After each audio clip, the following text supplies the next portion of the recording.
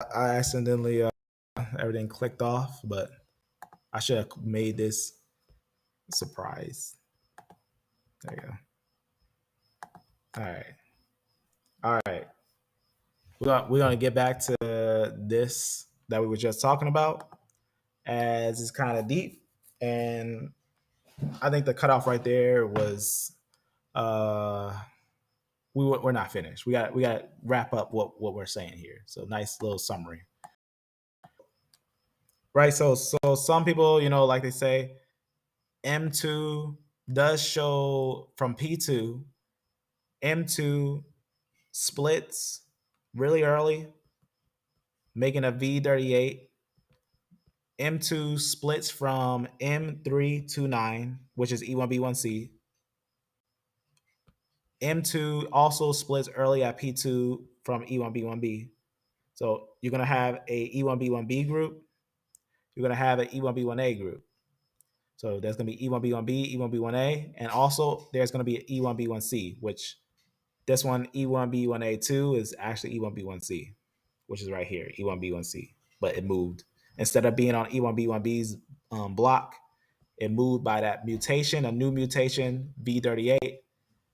That V38 puts E1B1C, which was over here as E1B1A2. And that's the one we was pointing out that was Esau. That's the line that makes that private branch of E-M329 of the Esau lines. It's a lot of interesting history following them, maybe the Ari and stuff like that. It's gonna bring some major understanding there. But this E1B1B group most likely would be some of the groups that mixed in with Israel, as in the women with the women. Let me make sure I point out the last snips because I want to make sure I point out these snips here. M58. All right.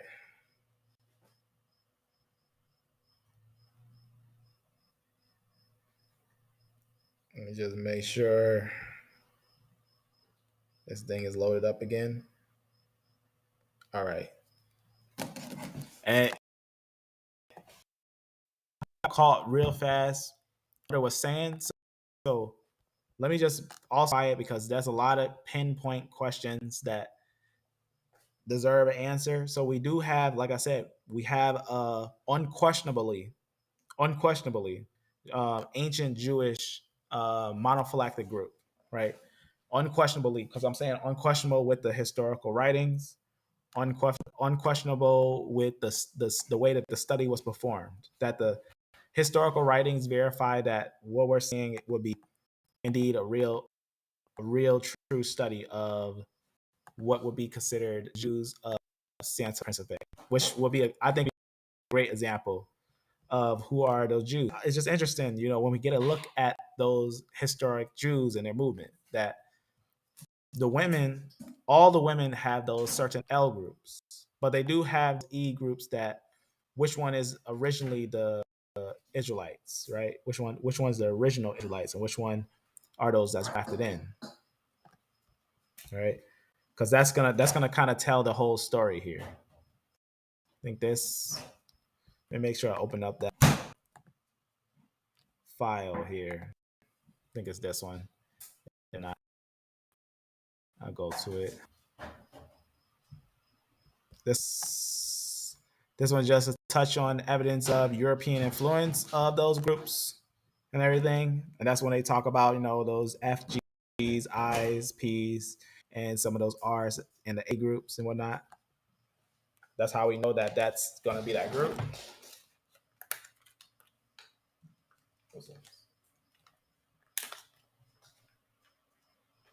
All right. So certain groups like the obviously the I groups, right? Those are Indo-European. The F groups are Indo-European. G groups are Indo-European. R things like that. But we got to also know which group was in the lands of Egypt that may have mixed with the Israelites. So we got to look into the genetics carefully before we make any subtle conclusions on anything. To be honest with you, we got to be careful on it. But I think that based upon this right here and what we see, let me just go to the page right here. And let me just read a highlight from it. Obviously, like we just talked about some things of those new Christians and everything, and they know it was a continuity of those new Christians, which were the Jews, right? But we also know something kind of interesting, right? They talk about some interesting things with the mtDNA, and it just talks about in some of the people that they found, obviously the large groups is going to be these L3s, L1s, L2s. These three groups that we were talking about, that was also we found in the Afro-Iraqians. The Afro-Iraqians, we found that, not Afro-Iraqi, the Marsh Arabs, and some of the ones in the areas of Iraq. Right here, E1B1A, that's the one. These ones are the ones that we would consider, as the study would say, would be the haplogroup, basically, of those Jewish descendants from San Tome. So the mixed groups, that's why we had to look at those mtDNAs and notice which ones would be those admixed groups, which ones would be more of the admixed groups in there and everything. Because as we know, some of these studies, they may not give people exactly what they want to see. The thing about truth is just going to show what it's going to show. Truth is just going to talk, and we just got to make sure we interpret it correctly.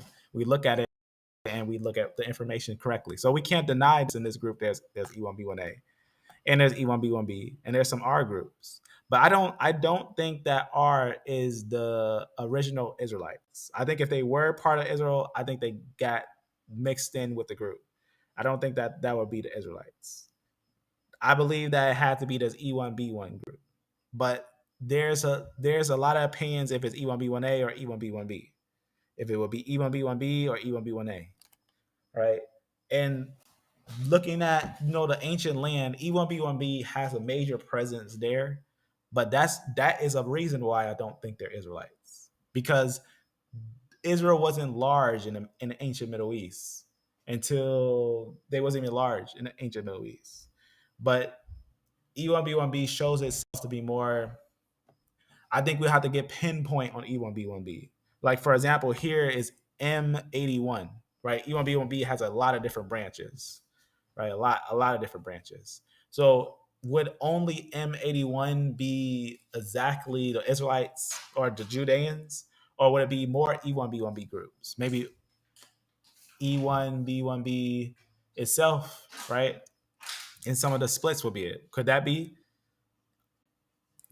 More or less, I think that there was a grafting in of the early Semitic sons. I think the sons of Shem, I think that would be other haplogroups as well that would be mixed in with this group.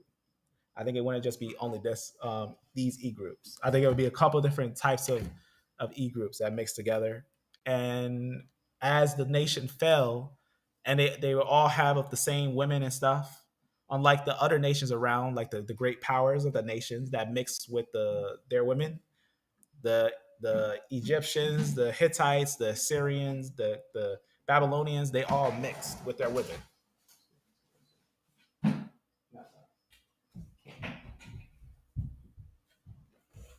Right? All their women mixed.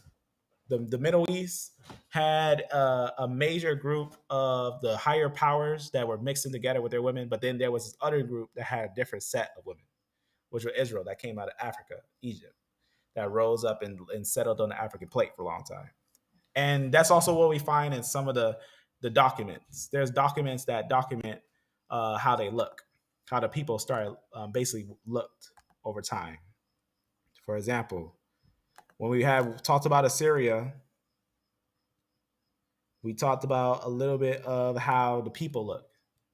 Because if you know, Assyria had made descriptions of what they besieged the people. It was all types of stuff that had happened in that land and whatnot. But I'll just point out something here that's kind of interesting, I think. All right, so here, this is kind of random. Maybe it's random. I don't know if it's which one would it be. All right, that's exactly statement. Afro-Asiatic, they also look kind of dark. That's a true statement. E1B1B makes a small portion of Sansome. That is true. That is true. But they do portion of Sansome. That's why we want to look at it, because they do make a small portion. Could it L1 Canaanite? No, because one might be more um what's the word I'm looking for? Iberian. L1 might be more uh line of dark skinned Spaniards. L1 might be a line that more settled in Spain, because we got a couple snips of L1 that only settled in Spain. In fact, let's see if we can actually point out some on this tracker. I don't know if it does. This tracker, I don't know if it'll go over the L groups. Maybe it will. No, they don't. A lot of these trackers don't go over the L groups. But as you can see here, there's L1 in some areas of Spain and some areas over here. So they have, obviously they're going to go into some areas of Africa, but they also have a lot of connections with these areas of Spain. So L1 more likely might be over here, because L1 isn't mainly over here. L3 and L2 are over here, but they're only in Syria. But they're not there during the Canaanite reign. They're there during that short time with Israel that they're going. They're only there during early Semitic movements, and then they vanish, and then they come back. We see them during the Natufian culture. We see them during the Gasulian culture in the lands of Israel. We find them going down into Yemen. We find those L groups going down into Yemen. They go into Yemen, and then later on they move into different areas. We most likely those L2 and L3 groups became parts of the Midianites and stuff like that. But L1 was mostly over here. Let's see if I can pull up another snip of it. We also got some papers, as you can see right here. We can see over here for L. So L will be in this area of Spain. We also know there's some snips of L that only developed in the areas of Spain that didn't have any connection. Likely this was an early line that moved to Spain, developed there for a while, and some probably escaped Spain and went down into Africa. That's something to know. But let me show a little paper that's kind of interesting on that L1 line, because L1 might not be had start off with him. I believe L0, from all the fossils I've seen, at first it was L0, and then they got some L1s, and then some L3s and other Ls. But they start off with L0. That some of the Hamitic lines start off with like U5 and L0. It's kind of interesting. But let me something here, right here. Let me point out something with that L1, because the L lines, they do take a little bit to go into, and that's what I was also going to go into. Is going to go into some information on some of those mtDNAs. But as you can see, we all know that when we look at some of the L lines, they're in some of these areas. But let me point out real as this thing on the L group. So here's a interesting study. So another new L1B subclade just talks about this subclade and everything. It says most likely evolved exclusively within Europe. So it just talks about, obviously they got two ideas where it must have came from and everything. But they found 5 European members of L1 clade and everything. And they talk about what's going on there and whatnot. Obviously this is mtDNA and everything. So it just talks about that. Obviously, remember how it talks about some of the Jews went to Angola, right? It says obviously they went to Africa, Angola, into certain little areas and everything. And they just talk about different movements. But this is what it says: apart from L1B1A8, there are other minor new clades of L1B that might have originated in Europe. Members of haplogroup L, this L1, were only found in North Central Europe. So they say Ireland and certain areas. So that, and then there's some, basically, as it says, has only been found in Iberia, which is Portugal and certain areas of Spain and other areas of Europe. And obviously they talk about how they found some in Portugal and everything. And obviously this line is fine. It says finally the immediate ancestor of some of the L1 lines seem to have evolved in Western Central Africa, as we can see when we talk about those ones that went to Africa. And from there, it could have spread into Europe through different certain moves, pretty much. And that's on paper, some of the information about this line, that it seems to be more of a Western side line, more of a Western lineage. So it had a long time of going into certain areas. It says, however, the remaining 35% of LMTDNA from European specific clades, revealing that there were genes from sub-Saharan Africa towards Europe as early as, they say, 11,000 years ago. Well, they just say that obviously this line was in the lands of Europe for a long time, pretty much. Europe, Spain, to that certain area, it most likely developed. That's basically what it's at. It most likely developed there. That's what it's saying about L1. So it's this reconstruction, ancient mitochondrial DNA links between Africa and Europe. So that's just some information there that L0 might have some connections to certain parts, as it says on the piece right here. Piece L0 basically it's again on the area of Spain and Portugal and the Iberian area, and this is what they come to. It talks about some basically maternal genetic makeup of Iberian Peninsula between the Neolithic and early Bronze Age. So it gives us some early line have been in this area, and you know what they talk about. This is what they talk about. It says some of the Iberian mtDNA haplogroups U2 and N1A are not observed in the successive Chalcolithic Iberian populations, whereas others maintain a steady frequency. And this just these ones VT2 and X. You know what's going on there throughout 3,500 years. It says an interesting exception, right? An interesting exception is haplogroup L1 in the late Chalcolithic Central Iberia at the site, this certain site right here, in this place right here.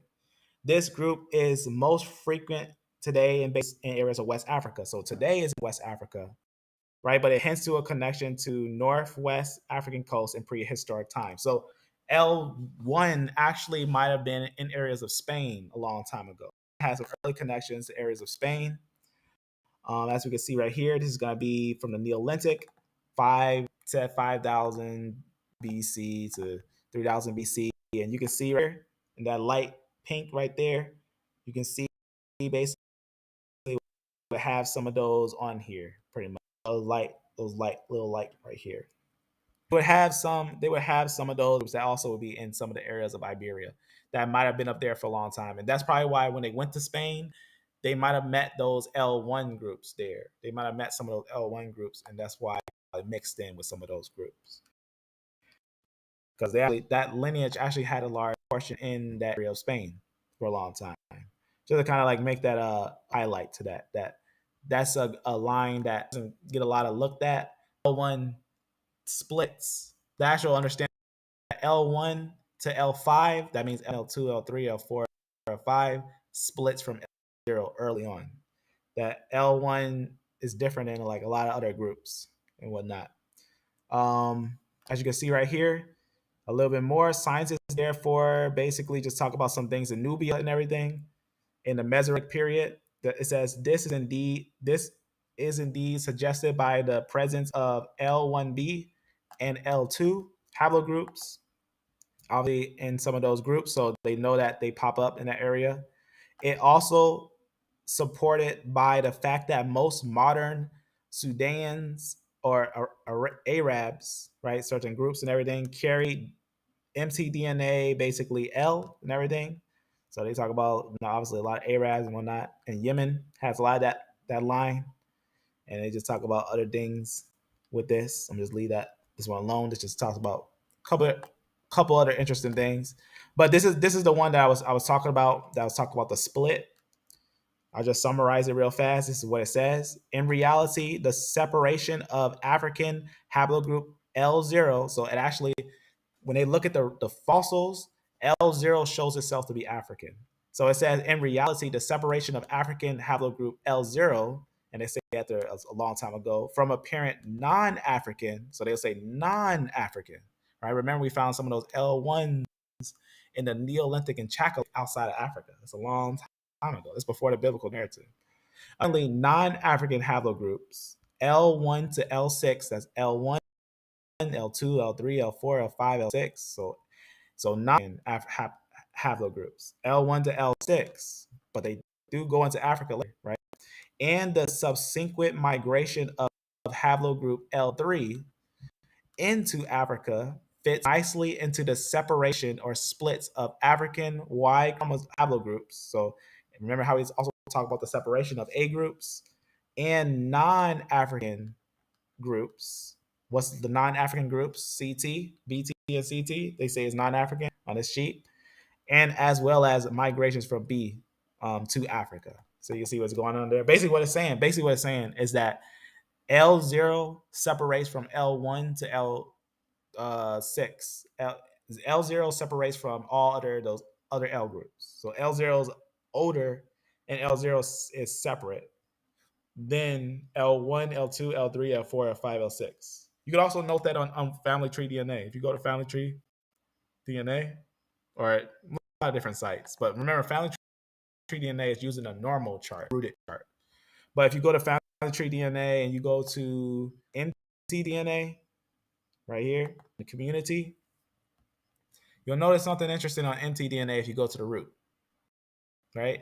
If you go to the root, right, notice something. This actually represents Eve, pretty much a root that would make all humans, even the one that they call mtDNA Eve, which is L0. But notice there's a separation from here. This line and this line. Notice that L to 6. So it's L1, L2, L3, L4, L5, L6. And then here it'll be L7, but not. But that's probably different too, from L1 to 6. And then you'll have your different lines from that. Then you have your different lines. But notice that you get an RS, RS. The reason why is because I'm not gonna go too deep into it, but there's an interesting deep thing about R, and it might be R might be the head of the corner, might be.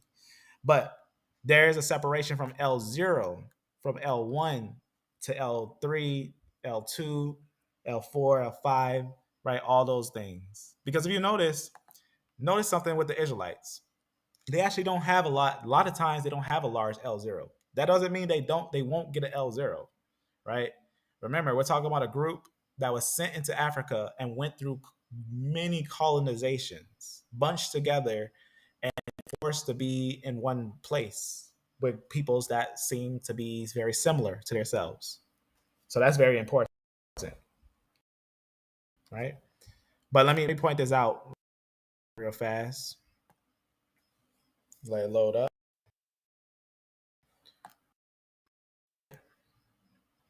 All right, so let me point out kind of like a interesting little highlight of this line today. So if we look at that group today, they mostly have L2s and 3s. That's what mostly they have, and L1s. You'll see L1, L2s, and L3s. That's what you'll mostly see. But you'll sometimes see Ls. For example, if we look at the Jews of Santa May, you already know, if you know about the history of the Jews of Spain, how they were with their women, right? They used to hide their women, basically, like they used to have them, like they will actually still have multiple wives and everything in Spain when they were there before 1492, and a lot of times they would have them kind of like how the Muslims had them, like they had them covered, hidden, right, put away, right? They're like their treasures to them, so they treat them like a treasure and very protective over them. We've seen some of the historical documents on how the Jews were treating their women, better than how the Muslims were treating them, I think, I would say. But it's interesting for culture understanding. But let me go to this little paper here. Let's see, where is that? Right here. Must have flew right past it.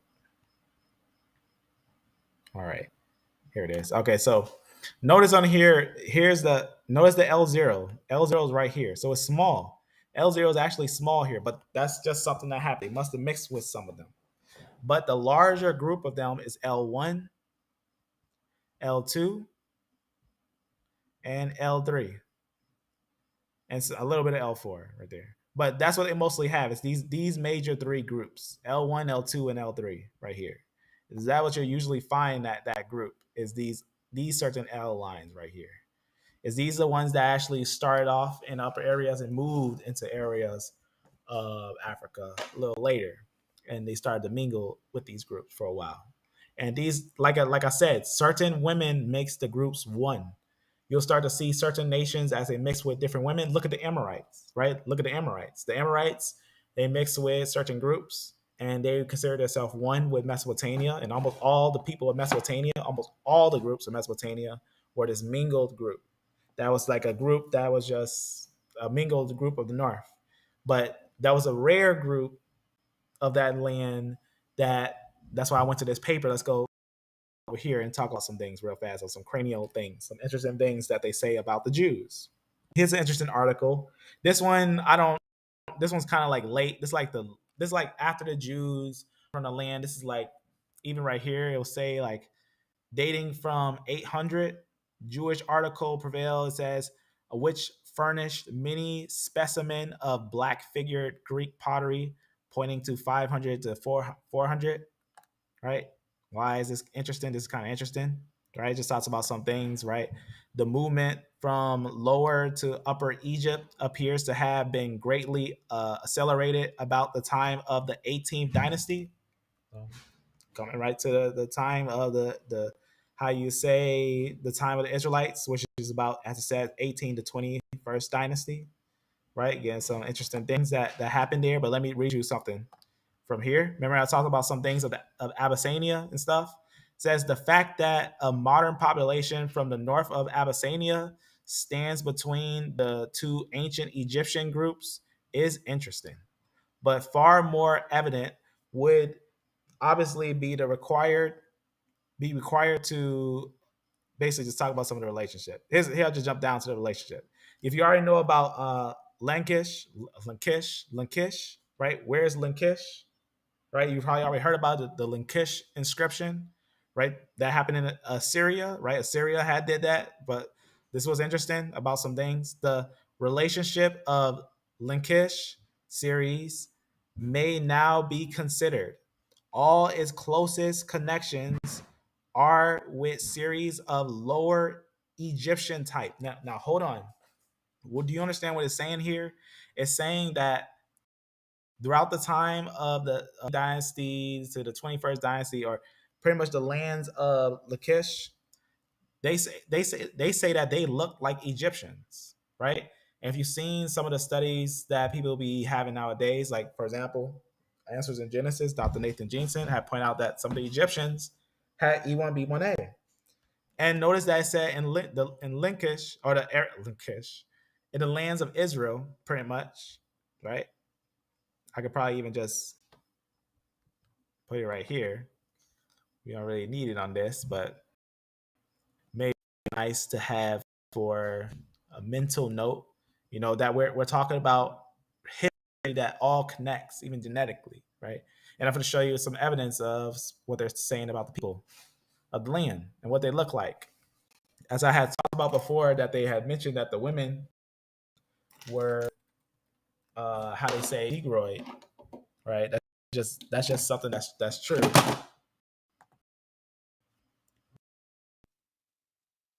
think I just typed that real weird. How you spell that? How you spell that all weird? Lakesh. Lakesh. Probably why I spelled it weird. Here, right? So, right, we're talking about in the lands of Israel.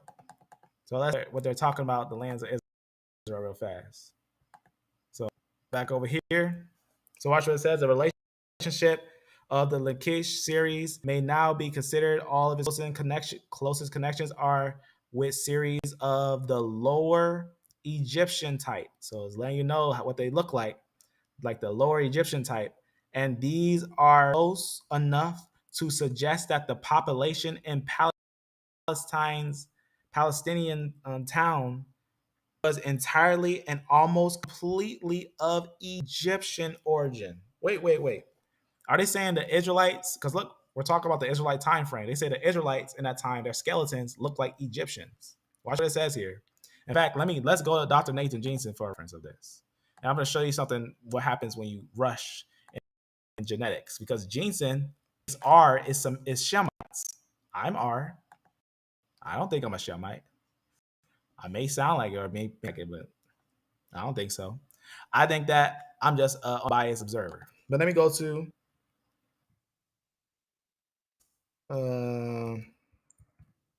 was it answers in Genesis? I think it's answers in Genesis.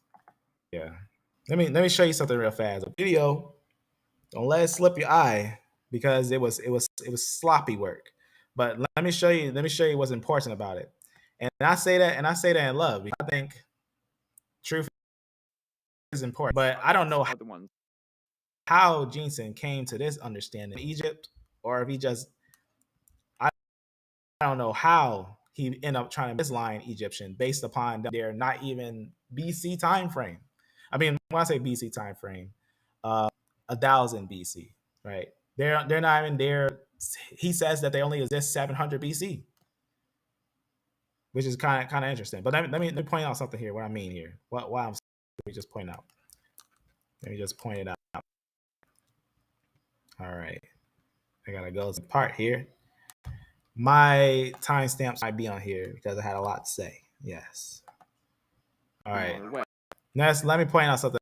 I had a lot to say on here, but they blocked out some of the things I was saying, stuff. But let me put on some things real fast. Let me put on some things. So this is what I need to point out here. If you've never seen this, this is where Jensen concludes that this line must be Mizraim. But the interesting thing is, if it's Mizraim, then why did it just pop up late in the lands of Egypt? Why was it not there in the beginning stages of Egypt, like A-M13 was? A-M13 was in the lands of Egypt before this line even gets there. So that's something. But let me just go to a timestamp here to kind of point out. I just want to point out something on here that might make it simple. Let's see. All right, so a lot of them, mostly AD stuff, right? But let me go to the oldest one, and right here. So right here, so this one's kind of odd because I don't know how he connected this with genetics because he didn't really show methodology to it in the way that he does it. But I'm gonna show one part on this. Let me see if I can go to it. Let me see. I just want to go to where it pinpoint says it. I forget exactly where it is. Let me make sure. Let's see.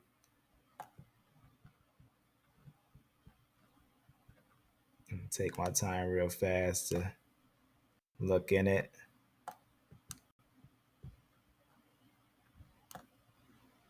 Okay. This is not the earliest one, not the earliest piece. All right. Obviously, that language is of the Afro-Asiatic language branch that makes Semitic. Okay, so here it is. So here's where he says the earliest E1B1A and E1B1B existed. He says about 700, 800 BC. That's what he says. Obviously, that's impossible because we got fossils of Ramses the Third that's supposed to be this line past this date, and we got fossils of certain groups in the BMAC culture and certain that's 2000 BC. I don't believe his dating on this. I think that this dating is that's not right at all. But this is what he says it pops up. He says that E1B1B pops up this time, but I just showed you Syrians in 14 BC, that this line was actually in Syria, 14 BC. The African But languages. This will be the one that he has said that this will be in the lands of Egypt. Long story short, I'm not going to go on it for too long. But he said that this line had moved into the lands of Africa, pretty much, long story short. If you had never seen this, you see it. pretty much, with the understanding of what I'm gonna do real fast. So I'll just leave that like that. I really The globe. need this. I just wanted to highlight something on that. I can find an exact spot. But notice something about the Egyptians, right? The ones in the lands of Egypt also have connections to the lands of Levant. So Lachish has connections to Egyptians. So what did it say about the people in Lachish? It said they must have had Egyptian origin. It says the skeletal material from Lachish is believed to represent people who died when? About 700 BC. Who died about 700 BC? Who died about 700 BC? That's the Israelites, right? The Israelites and whatnot. The Israelites who were, we talked about this before, that was besieged by Shalmaneser and all those things, Assyria, right? Which is the time of, they say, the 20th dynasty of Egypt. You know what's interesting? That's why I was looking for this, because that's who he says is kind of connected to this. I can't find that timestamp on here because I know I'll come back to this thing. Maybe I'll do a review on this video later. But he talks about it on here somewhere, but I don't know where is that. Where that spot is at here. But if I recall, though, it's like somewhere like fifth dynasty, something like that. One of those dynasties in between there. And that's why I was saying, like, of course, because that's who was connected to Lachish. That those same genetic, that same group fled into Egypt. That's why God said, "Don't flee into Egypt." He kept saying, "Don't flee into Egypt." That's why this line perfectly fits with Afro-Asiatic, because they were fleeing into Egypt because Egypt was strong, one of the strongest nations, right? It's like one of the strongest nations of that time. It's super important to know. Let me see if I can find that one. I just want to. In this section of the globe, and you have a kingdom known as Axum that connects Northeast Africa, the Arabian Peninsula. Yep, and talked about too that very mixed With multiple different lines, but where is that? It's somewhere on here, and I wonder if this is the updated one. Yeah, yeah. I don't need it.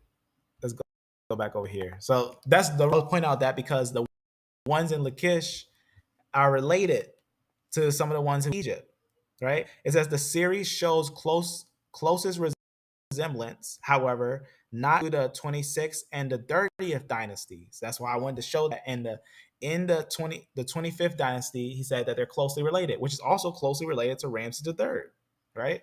So for Ramses III and some of the movements of groups in the Levant and the connection of the Lachish groups and their connection with some of the Egyptians, you got some major, almost like a major connection with some of the skulls and whatnot. Because Lachish is the only place where we got Israelite skulls, if you know. Is one of the only places where we got Israelite skulls, because what they did with the Israelites there, they put all they're like, that's like 1,500 Israelite skulls there, or something like that. It's a lot of bodies there, but it just talks about a couple different things and whatnot. Obviously, getting a good understanding of some things and everything. Let me just go down, and I should show what this was. This was a interesting little study right here. Lachish, right? If you know, right, Lachish, the siege, right? What was happening in Lachish? They came. The people of the city was trying to fight. The Israelites and stuff were trying to fight against the Assyrians, but the Assyrians made a siege tower. They came up, right? They bust through. They broke through. They were still trying to fight, but they came up. They got through, and by the time they got through, they were them down. And they got inside, and they was destroying them. Pretty much. Long story short, is that's what it's pretty much showing, is that a siege of a city. Is that this is what we talk about, a siege of a city during the time of who? Sennacherib.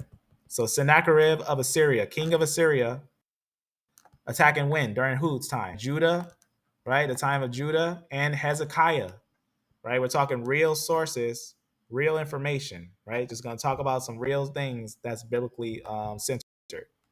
So obviously, Lachish is going to be that city. So what did we find out again about the people in Lachish?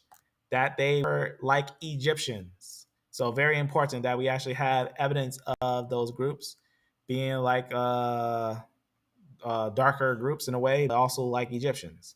So that's going to give us a little understanding on some ways that they look and everything. So giving us a little bit of those said figures of how they looked.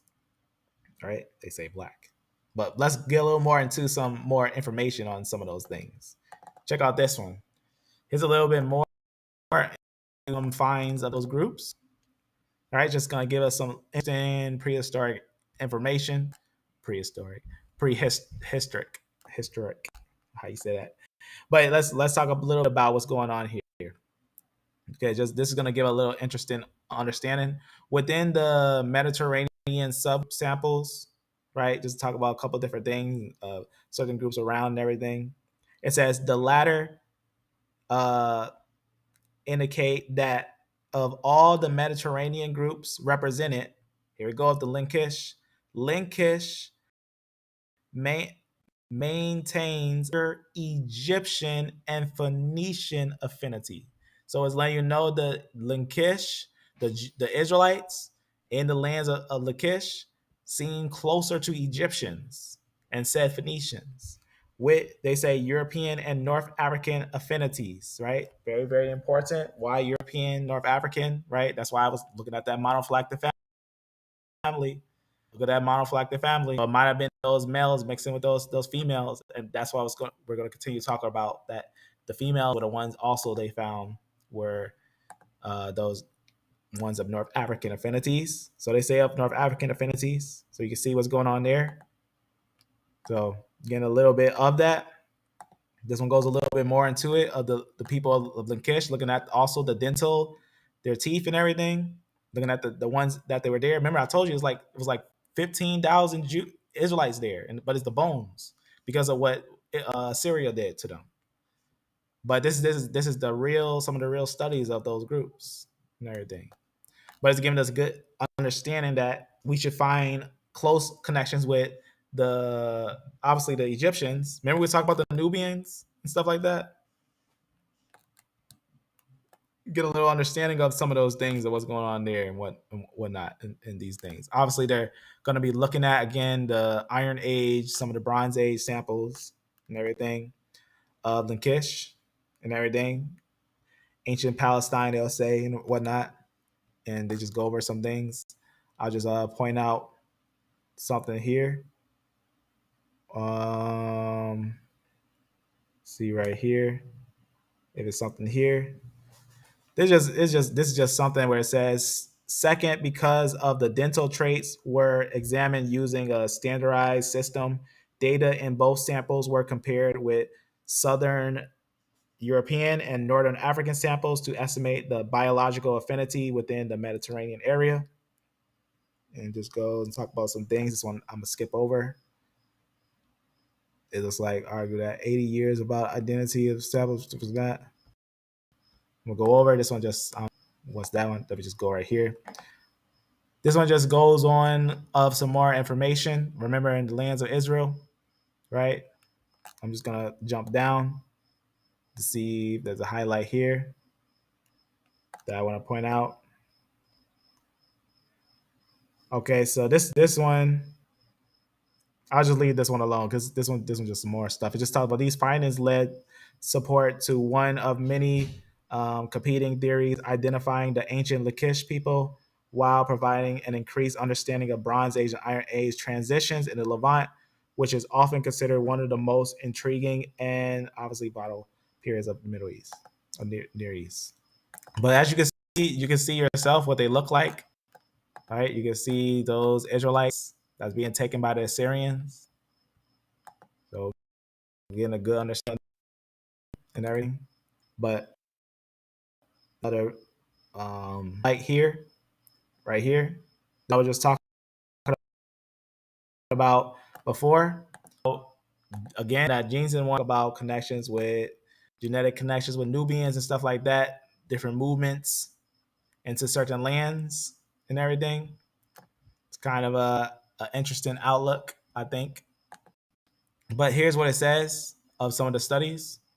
I got to show that other sheet too.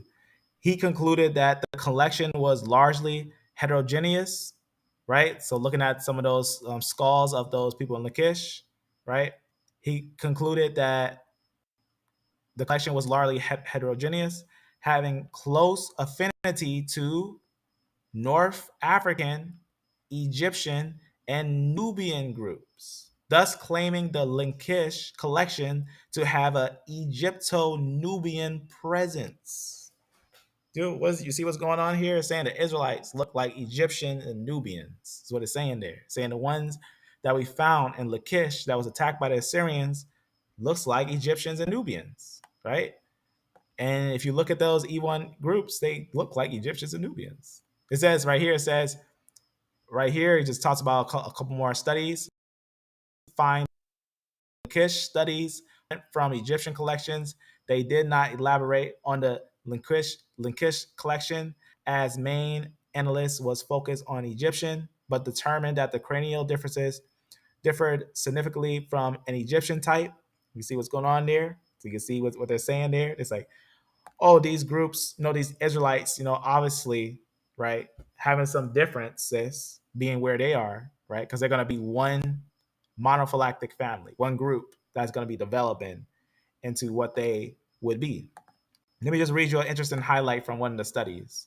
This is what it says: 17 traits from Dothan and Linkish were compared with dentations from a Byzantine Jerusalem monastery, Iron Age Italy, a Natufian group, right, which is obviously an early group in Levant, and a Middle Kingdom Egyptian site and everything. So it's obviously getting a good connection of those groups. So they always throw in the Natufians on there because they know that's actually their ancient origins, the ancient Greek came from and everything. But they're looking at some of those ancient finds and comparing those lines together to get a good understanding of what's going on there, to get an understanding on how this group is, right? And if you've seen genetic studies, they concluded that the group is genetically close to the some of the Egyptians of that time, right? You've seen some genetic studies that they have going on there and everything. So it's something that I think, what's the word I'm looking for, brings clarity to some imagery, to a limit, to a very important limit. There's that other one I was talking about.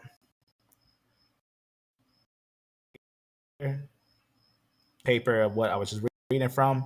It's just population continuity or replacement in ancient Linkish, a dental affirmity analysis in Lachish. So you can see that's what we would just talk about some things, right? Let's talk about what they found. As they say, these findings led support to one of many, basically some of the theories and everything about the Linkish individuals and everything and whatnot. So it's just getting a good understanding of what's going on there, of these groups, whatnot. So they're just taking up those fossils, comparing them, but as always, grain of salt, taking the full understanding of different studies and as well as the visual stones themselves. A lot of it makes perfect sense. The genetics make perfect sense, and a lot of history comes perfectly together. A lot of it comes right together. It's very harmonic, I would say. I'd say that the picture together is hermetic. There's just a little more on it. Talk about those populations and everything. Let's go down right here. Just to show what's happening, all that was happening. The Neo Assyrians were rising up that attacked. So the Assyrians, right, as they rose up from Ashur, and then they was gonna fight with Judah. But remember, they all Israel, so they took the northern tribes of Israel, and that's why we was looking at those snit earlier of those different groups. But here and moved over here to these areas and that dwelled over here and developed over there for a long time. Then that's going to be important to note for the solid understanding of this family. So very interesting connections with and Nubia and stuff, and also just the evidence of them being taken from the lands and stuff like that. There's other examples, other connections of groups leaving certain areas, right? There's talks of and his early movements that then had moved into areas of Africa a long time ago. I just want to read this interesting highlight that I think this was just an interesting read right here. This just talks about some of the Semitic Africans and whatnot. And it would just talk about some of the people, certain groups that went to certain areas. So very, very interesting read of Igbos and stuff like that, different things like that. So it just talks about the interpretation. However, more certain says the present writer believes that such phenomenon points of similarity with Semitic nations is rule rather than the exception with the African tribes, right? So very just important. It says just a fact which makes the Jews, Arabs, Syrians, Africans, rather than the African Semitic group, very much. And this is talk about connections with Africa and some of those groups, and then talk about stones, certain stones of again some of those sieges and whatnot. So a lot of connections that makes it makes perfect, like a lot of it makes perfect sense. I think when bringing it together, the whole thing, doesn't leave alone.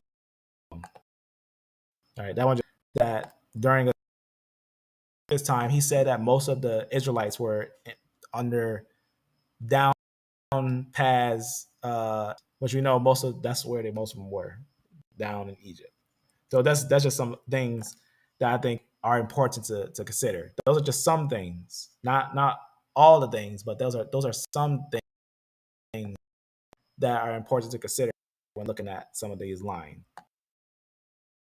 Just to make it, that's a good statement. Who is were they E1, B1A, or B? I've seen coins that depict them as Negroid. So Carthage. Let me see if I got a nice hat for that. Let's now also it's important to know that Carthage are technically the Phoenicians.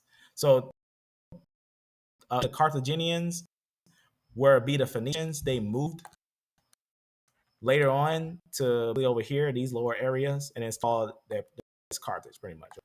And I'll show a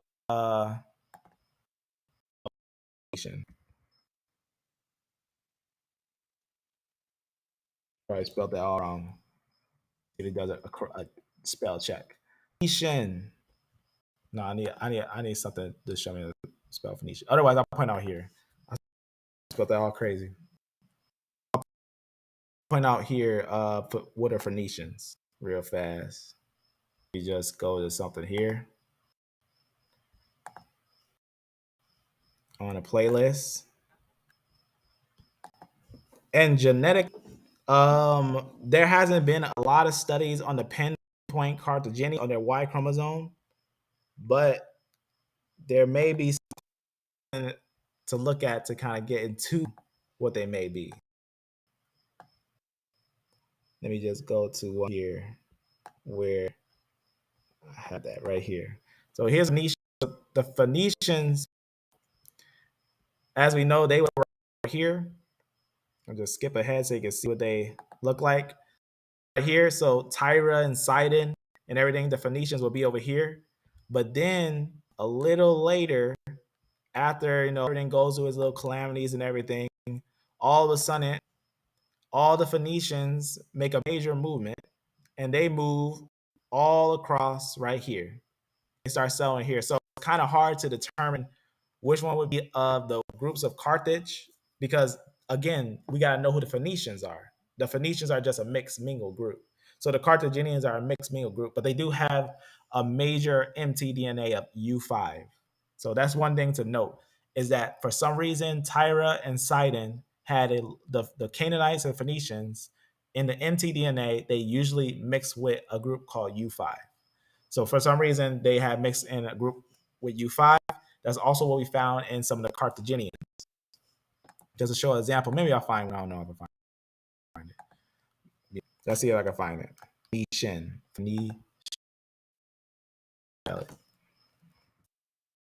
Let's see if I find this right here. So here's an example. Right here, I'll read what it. So remember how I said that they mix by women, and then you'll find out by the mixture of women what they basically are, right? A lot of times, like there'll be Canaanites, not that they're sons of Canaan, but they were all mixed with the same women. And then they'll be say, we're brothers. They'll say, we're brothers. We're all brothers. It could be a Y chromosome from an African, a Y chromosome from a European, a Y chromosome from a far Asian, and they'll mix by the same females and call each other brothers. But here's basically what happened with the Phoenicians. This professor pretty much will not just talks about that the earliest evidence of the European mitochondrial haplogroup U5B2C1 in North Africa and dates to the arrival to at least the late 6th century BC. So it's like a rival of the Phoenicians. So that's what happens that the some of the said Indo-European Phoenician groups have moved into the areas of basically uh, Carthage, and they found out that those groups were mingling and becoming one group, and their Y chromosome could be multiple Y chromosomes, but they mostly usually have this same mtDNA groups, and they will consider themselves the same. But also, they're a nation. They will be considered a nation.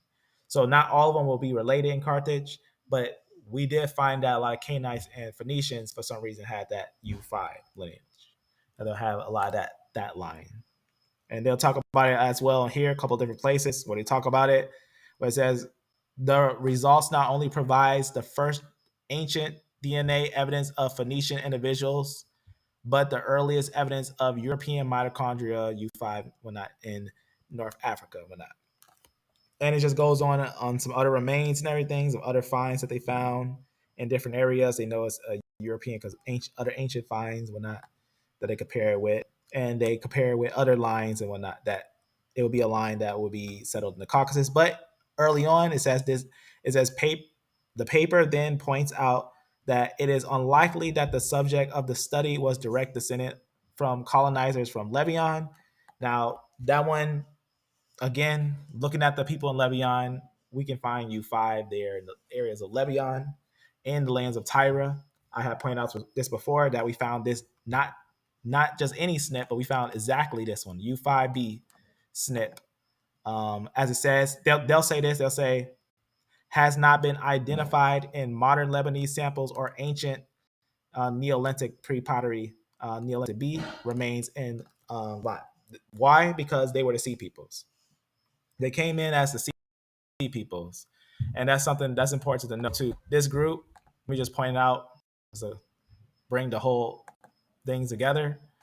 That's why looking at independent papers, because sometimes they'll come to a conclusion and say, "Oh, it has never been found in such and such." Has it never been found in such and such? You got to look at those papers, see if it has, and it has. We talked about it before that it was found in Sidon.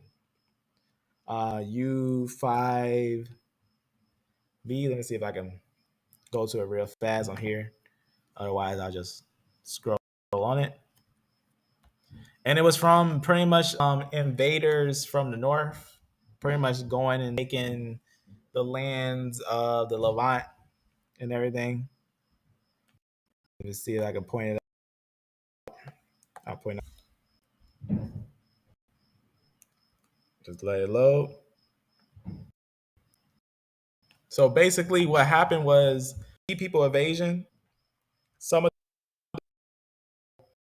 the U moved. That was a genetic institute that was doing a study pinpointly on U5, and he found the Aegean, and that's where the Sea Peoples came from. And we found out that the U5 also came from the Aegean. But let me see in this little paper of these the Canaanites, some of the Canaanites that came to the land. Let's see if it's in this one.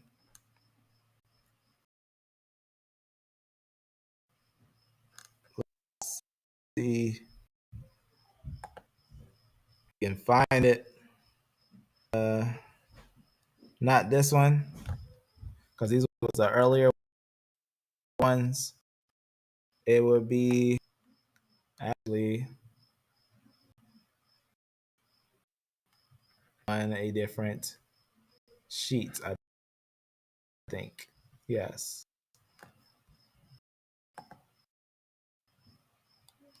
Let me open it up. Just to bring that whole thing home, because like I said, it's the way that the Levant worked. The way that is that they would give their daughters to their daughters. You probably seen it in the biblical where he says, "Don't give your daughters to their daughters." Basically, he's saying, "Don't make an allegiance with them. Don't make an allegiance," because a lot of times they will give their daughter to another person, and that would make an allegiance. That's how they make allegiance sometimes. Marriage allegiance. It's like a forever allegiance, right? Forever tie, so that the generation are counted as they're one family, right? Because you can never mix a male, but you can have two females that bring forth, same stock, pretty much. So it's two sons of totally different lines, but born from the same woman. And see if this open up real fast. I can point this out. Otherwise, if you probably seen the study, this thing take a little bit open. I don't know why. You probably seen the study of the found with the sea people. Maybe type it down and find it. I don't know if it'll point it out. But the sea people, the sea are the ones that took uh, Tyre and Sidon. That there was a Tyre and Zidon. Some of them took the lands of the Philistines when they settled there, but some also took Sidon early on. Um,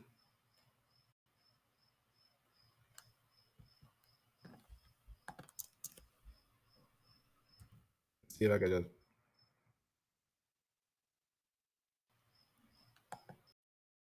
maybe I could just point to it real fast. Here it is. Maybe biblical Philistines and sea people, ancient who these men were. Is it gonna say European? Let's see if I can find it real fast.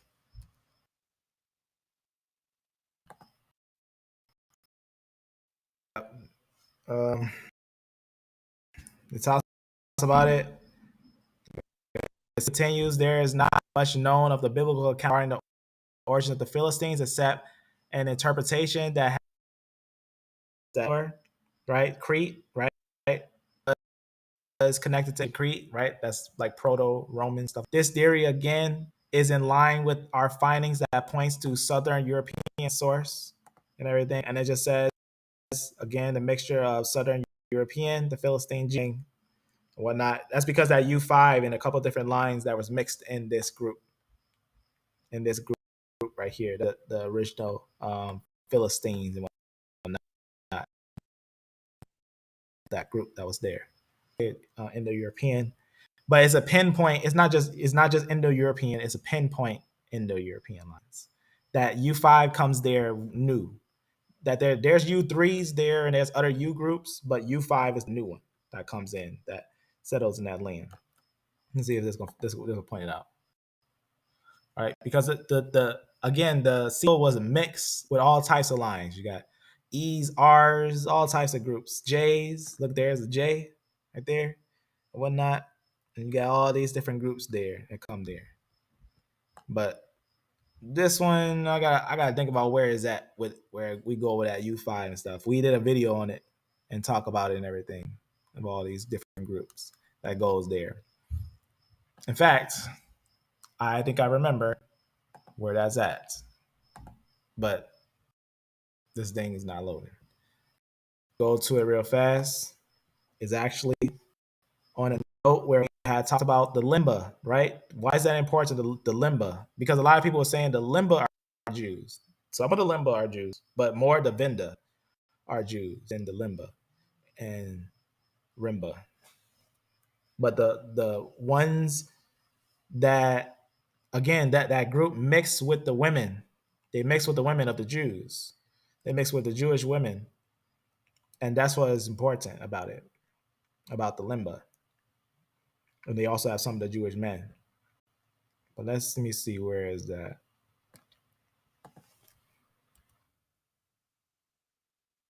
There it is when he was going over the Turks and everything. Hit that question real fast. That was a this was I think a really important and good question. So as you can see, 100% know the Y DNA, but they do have some of the mtDNA, a little ideas of that. But we could into the century and go through the land and see if we could probably find some more clues to why. Point out this. Let me close this because I got this don't need to be open. But let me let this thing open up. All right. See if it open up for me, and then I'm gonna talk about what's on this paper on this thing.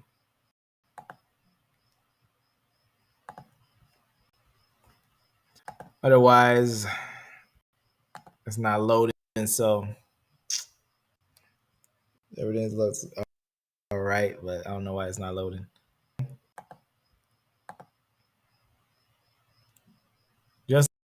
Just to point out this U5. If not, I'll just that U5 was found in some nations that were above in the north, but they came down, and a lot of the like the Phoenicians, the Sea Peoples, a lot of them had a type of shockingly like when we think of Ham and stuff on the biblical narrative, a lot of people think of black people and stuff like that, but no one would suspect if you're looking at the Bible and you're thinking a Hittite, Amorite, Canaanite, the Sea Peoples, those were actually Indo-European historically. That they were most of them were actually Indo-European. Is that they actually want to be considered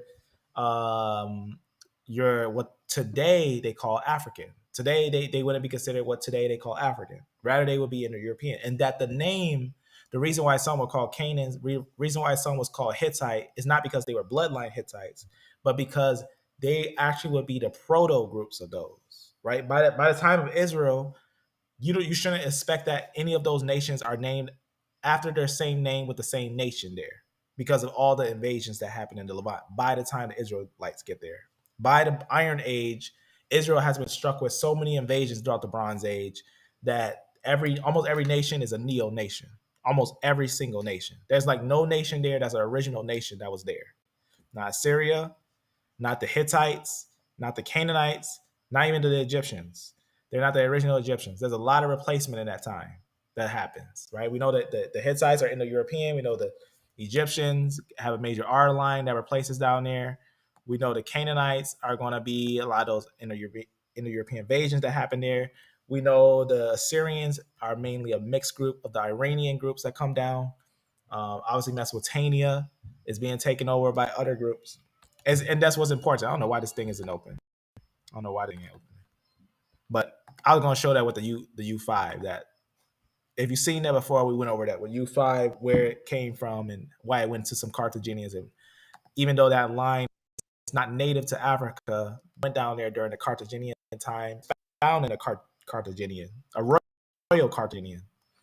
That's what's also important about that find is that it was found a royal Carthaginian, and that we still would note that that's just how that clan worked. That's the family that clan majorly circled around, and it kind of gives a little insight to some things on that. Let me close some of these things. All right, so I think I will come back to some more of these stuff. I'll hit more highlights on some questions, but for some reason my notes is acting all weird all of a sudden. As soon as we start getting on some deep stuff, notes want to get start misbehaving. But that's the answer to that. Is that pretty much the Carthaginians? They're not going to be one Y chromosome, but they're going to be previously the Phoenicians. That they're going to be whoever the original Phoenicians was. That's who the Carthaginians is, and also some extra groups over time that the Carthaginians get because they're the ones that fight against Rome over time. They could have some emails there. They could find some R mails, some J mails, but it's about that mtDNA mix and the nation of them. That a tribe of groups that are mostly not by blood, but they do have some female mixes there. That's kind of interesting. Some of the female mixes kind of interesting. All right, so yeah, this thing isn't loading, or it's like it was loading real fast. Let me try one more time on that. Let that load in. See if it does. Leave that alone. right there. Are you saying and Vimba? Rimba and Limba are the same, but Vinda is different. So Rimba and Limba is the same. What's that? Hold on, I gotta make sure you finish. So let me see if this thing open. And that's actually, I wish this thing open. So that's actually is Rimba and Limba are the same, right? But the Vinda are the original Israelites of that group of the Limba that mixed with those women, and the women are most likely Israelites themselves.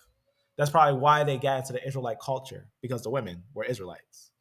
So that's important to know, is that some of those mixed groups mixed in with the original women of Limba, or original women of Israel, rather, the later Limba and Rimba groups that joined with those groups. And remember, if you know the history, the Limba and the Rimba joined about 1700s. That's really how I know this genetically as well. Is that about the 1700s they entered in those groups, right?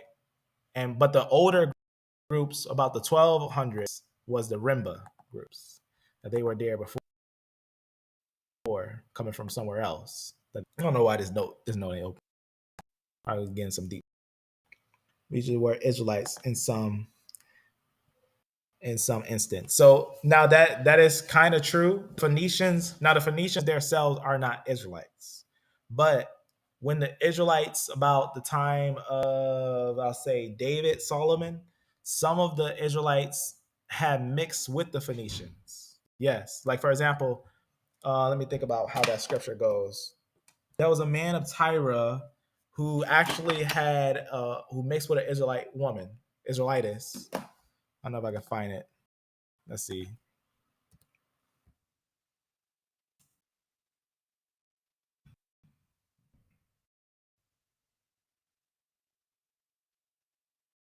Let's see. The man that mixed with the thing. I don't know what it says, where it is. My phone just died, so I gotta try to find it. I gotta think about how it's worded. Israelitish.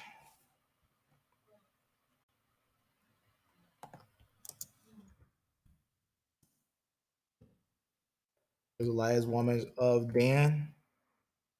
Is in a more recent uh one. I think it's in Kings. I gotta think about where is that. It's not this one, but it's one in King, is later in the Kings. I gotta think about where is that. Let me see. My phone's on now. Let me see. But yeah, pretty much we know that some some of the people of the Phoenicians mixed with Israel, but that was by the women. That was by the women. The men mixed with the women. Let me see if I could go to that real fast, because I forget the exact verse for that one. Okay, so that would be in, where is that? Oh, I think I know. I can find it just like this. The man who loved. Remember that guy? Um,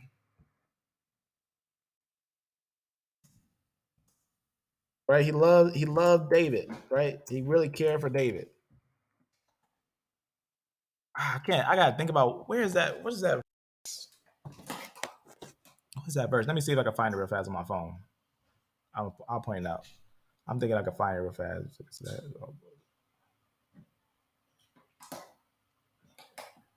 Let me just point it out fast.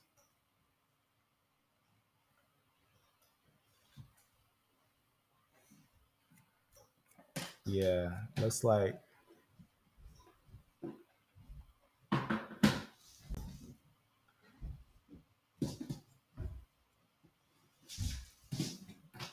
yeah. Let me see.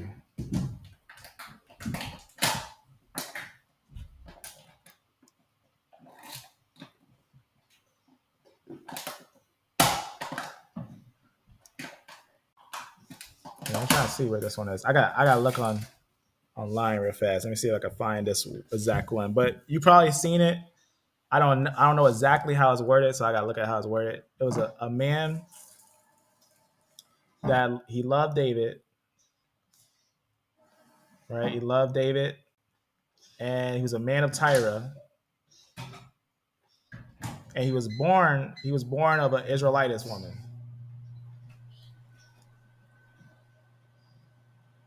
So I'm just typing it down because this thing keeps showing me Tyre Banks or not. But let me see if I can find that exact scripture, which one it is.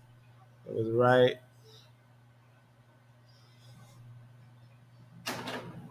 Which verse is that? No, no, no, not Jonathan. Not Jonathan. Jonathan was of Saul of Saul. Let me see if I can find him.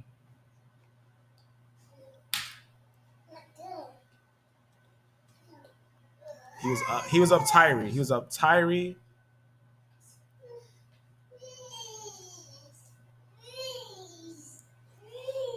Usually I can find it real fast, but some reason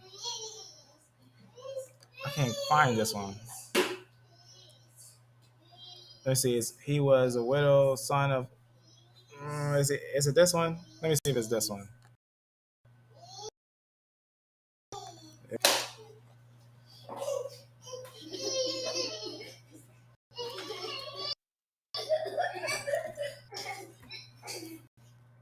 Right here. Let me see if it's this one. He was a widow's son of a tribe of Naphtali. Oh no, it was okay. He might have not have been from Dan. That's probably why he wasn't of Dan. He was all right. So here's what it says. It says it's First Kings 7:14. So this again, the Phoenicians, was of Tyre. The Phoenicians was of Tyre, and it says, and he was a widow's son of the tribe of Naphtali. So that's important. So a man born of Israel, of Naphtali, and his father was of the man of Tyre. So he was a man of Tyre, born of a woman of the tribe of Naphtali. A worker of brass, he was filled with wisdom, right? So even though he was born of Tyre, he was still filled with wisdom and understanding and cunning and work of all brass. And he came to King Solomon and worked all his works, right? You can see what's going on there, but I'm making sure this is the same person because I remember he had a little more to him, if I remember. Yeah, yeah, Tyree. So this is one individual who cared for David. I thought he was a son of Dan. Let's see. No, I'm thinking about this other one that was an Egyptian of a woman of Dan. I guess this one of Tyre was of Naphtali. So that's something that is I guess to throw into that. Yeah, early on that would be men of Tyre that would be born of Israel. So some later on that would be born of Israel.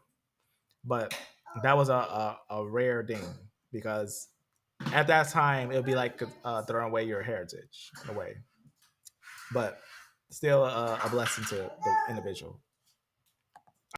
I guess, but that's the one. This is I was looking at. That's the one with the Egyptian, I believe so. Leviticus 24, and just to point that one out. Leviticus 24 and 10.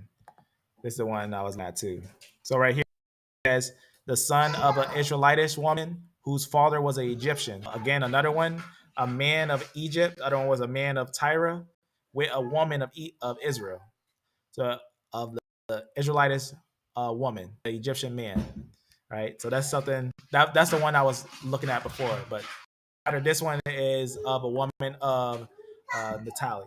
So very important to know that women still are of Israel, right? So women are still of Israel, but it's just that there was a misunderstanding of who are actually the women of Israel, right?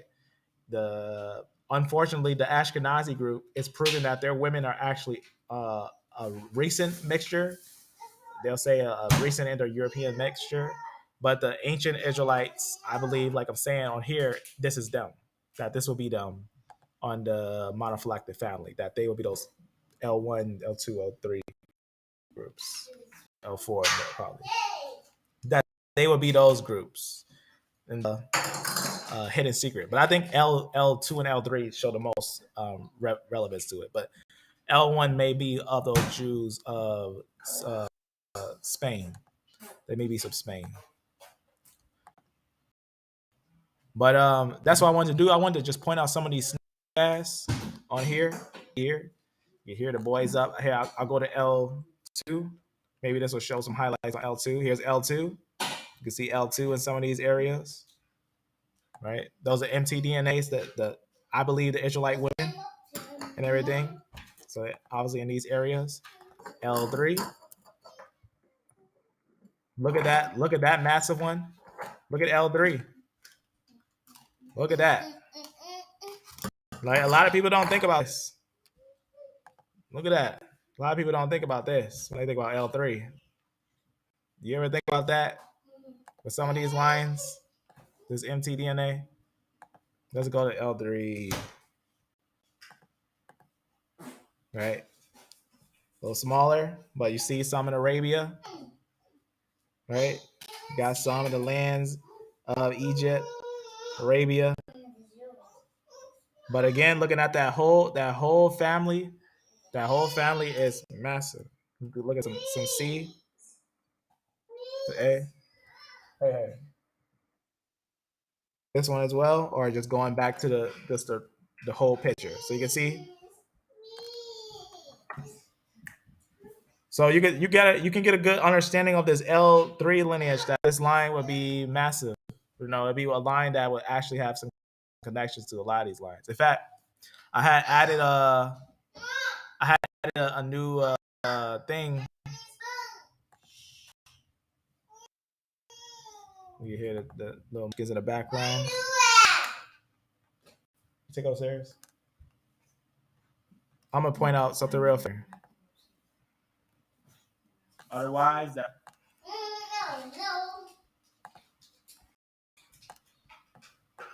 you can see this little paper right here. I'm gonna point out real fast. It's an interesting paper. I think it's kind of interesting, and it's of three lineage. That remember how I said how Israel was taken by the Medes and the Persians.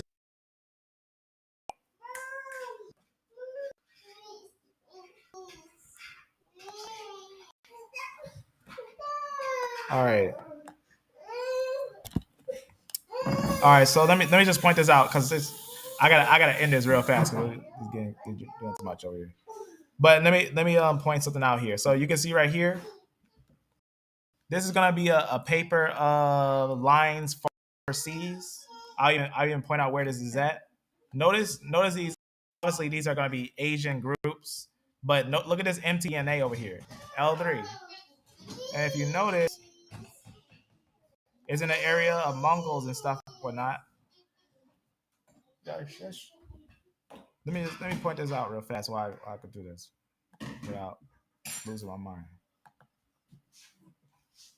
Because if I relocate, it's gonna mess up. All right, 1 second is just doing something, loading in or something. But I want to show you what this is at.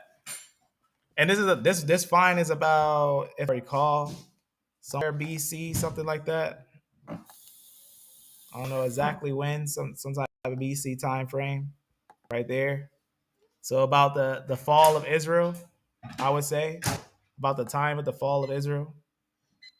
So right there, and then this group got sent basically north. I'll just point it right here. Maybe this will point out the exact spot. Let me get it out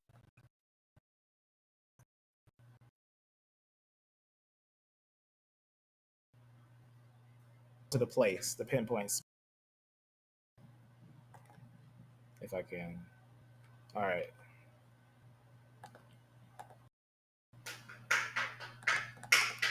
All right. Yeah, this is pretty much what it is. This little place over here. That's kind of interesting to see that that line basically went all across that land like that, and went to basically this far place of Mongolia. That's why I was talking about that when they got cast away, they got cast. They really got cast away. You know. So this is that. This will be that one, and this will be where it will be. Basically, close to areas of China and Japan, pretty much close to China and Japan. So I just want to show you that because I think these things get kind of deeper when you look at them, look directly at them. So this was just an interesting paper that I think had some interesting finds. You can see some of the cDNA and the Y-DNA. Remember I talked about how some of these other lines like D is over there in Asia, right? You can see some R's over there, some J's over there, N, C's, and everything. So I thought that was interesting, an interesting find, an interesting mtDNA in that find over there. Close that. So very, very interesting. That's just on that on where we touched on fossils of basically one from Syria, Japan, and everything. So that's right. That's why I wanted to talk about this because the females also still one Israel, right? The females still make one Israel, but I know how those clans are. So I guess with those two pieces that I was just showing, that's what I wanted to show today is that we can see clear that the line we are looking at, they might need a more closer look to see what they actually are, what's going on with them, and everything. What's the real truth behind them and everything? Because they might tell us something important to their story, like the mtDNA groups that we see, like these ones, right? One to six. One of this got seven too. Whoops, seven right here. That one's a different one, I think, and then zero. That's a sad African one. But you can see it's obviously got some movements in these areas as well, as you can see. All right. So L0 got some movements there, but L1, L2, L3, those got some movements in these areas as well early on. But I think L1 to L6, L2, L3 majorly be the ones of the ancient Israelite stock, and those other SNPs, different SNPs. So I guess and they're dispersals. But any questions before we take off? That's right. That's right. Tyra, you got it right. He was definitely of a woman of Israel of, as it says, Natalie. Yep. Most likely Israel. She's been asking after she found out about E. Now I can show her this. That's right. That's right. That's what the evidence is showing. The evidence is showing these lines went into areas of upper coast areas, and a lot of times this stuff isn't talked about. Right? In fact, L2 started in Tel Halula, if I remember. You can see right here, that's L2 right here. Right? Obviously, got some coastal areas over here, but also in Spain. So they could easily have ties to the Portuguese Jews. So that's no problem. And also, like we talked about, some of the Jews had settled in obviously North Africa in different areas over here. So they would have also areas over here. So they can even be those ancient original ones that settled in Europe, right? They can easily be one of those ones that settled in these areas of Europe, the original actual Jews that settled over here. So they obviously aren't going to only be in Africa because a lot of times they'll say these lines are only in Africa, but really they're not only in Africa. They're in multiple different places outside the continent. And L2, that's the one from Tel Halula. I don't know if I can find it real fast, but brothers was out. I could just type it down and find it. No way, because some of these fossils and some of these finds take some time to point out, but I can easily get the sources for it too. But I know that some brothers got the sources already on Tel Halula. Like I can even show the video of the Hebrew of Israel, how he points out Tel Halula has a L1. All right.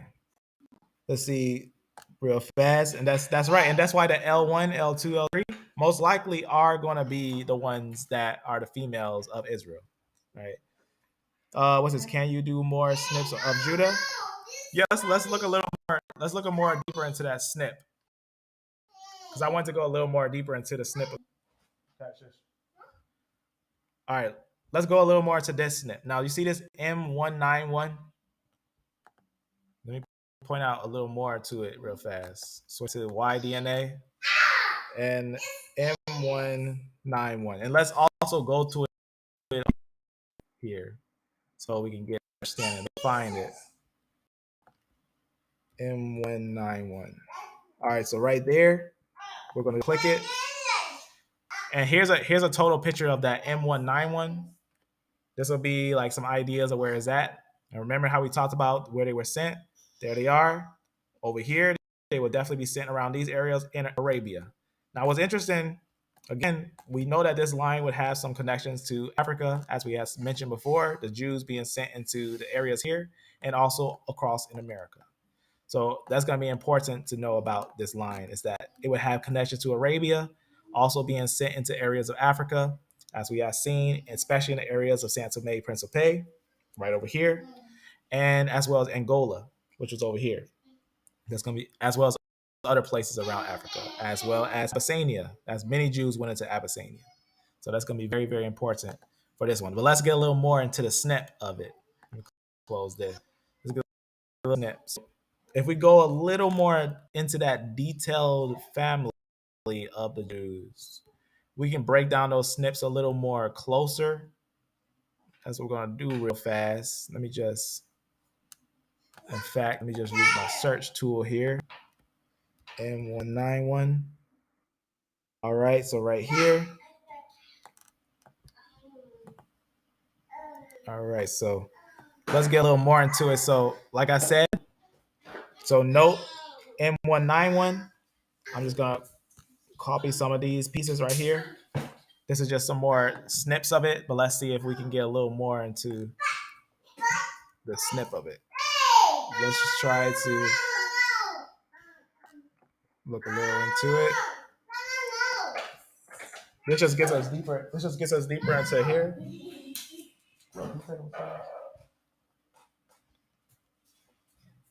As you can see, they're obviously over here.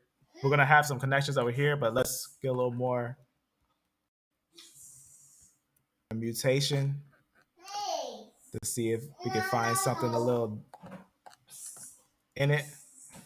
Here we can see again, like I said, this line obviously having connections to this area right here, right? Look at that Iron Age, Bronze Age, all those things, as you can see there, right? Roman time, as well as being here and over here and over here. So that's important to know that they're gonna have some connection to these areas.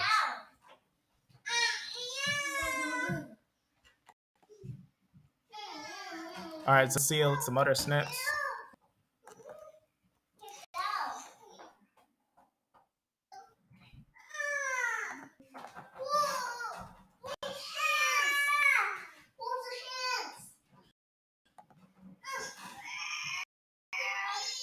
All right, I'm gonna scroll down a little bit to sort of the sound in the background. But here I'll get into the snip a little more. Here's a snip and it goes a little more deeper into the exact snips and everything. I'll see if I can get a little more deeper. P115.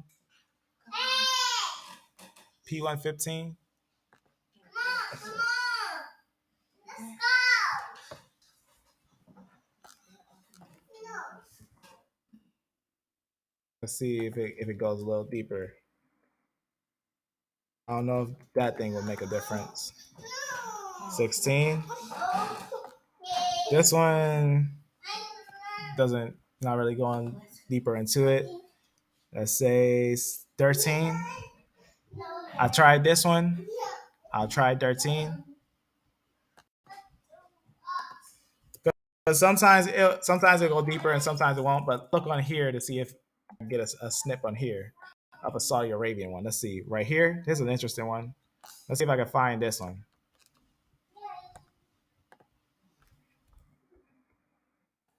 Sometimes they got the snips. Sometimes they don't. But if they don't, then it's just because it's either a new one or they just didn't plot it down yet. So this one, they most likely didn't put it down. But I'll check out this one right under it to see if I can get any of these bigger nodes here. Okay, so this one, it just shows that some movements into the areas deeper Africa. All right, this will just get some other of those snips like this one we already looked at. That's just you.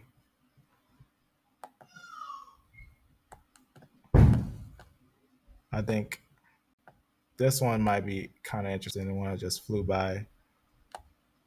This one might tell some stuff. Where is it?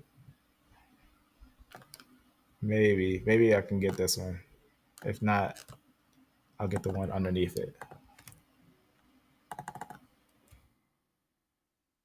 Yeah, this one obviously some movements here. So it got lights and stuff on certain things. Let me just go to that first one of Arabia and see if I can just look at it right here. Let me just look at this one. So this one is in Arabia, and obviously got some movements into areas of Africa as well. And everything.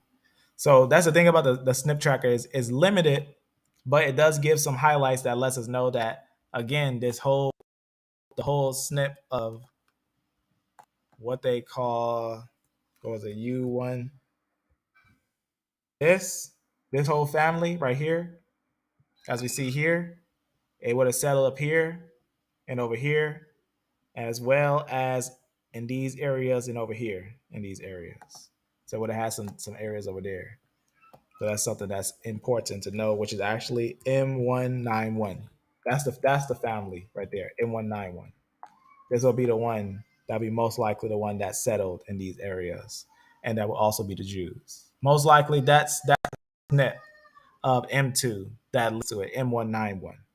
That's going to be most likely the one that's going to be the highest portion of Jews. And I've seen some individuals with M191 directly. They usually have E1B1A7 or M191 M2, and usually they're with L3 females. Some L2, some L1s, and that's who I believe to be again the Israelites. I believe in some way this is a monophylactic family of the Jews, of the women of Israel, and I believe that the women of Israel are very important to note and very rare in history because again they only exist especially during 700 BC, right? That major group to find them pure is about 12 BC to about 700 BC. So the window of our examination is less than 500 years. So to find Israel and to find them pinpoint in a culture is extremely difficult, but the linkish inscriptions and the fact that the Jews were sent away from Israel and went to Spain and then got sent to an island, like we see here, is perfect. A perfect way to find the women of Israel, verifying the men of Israel.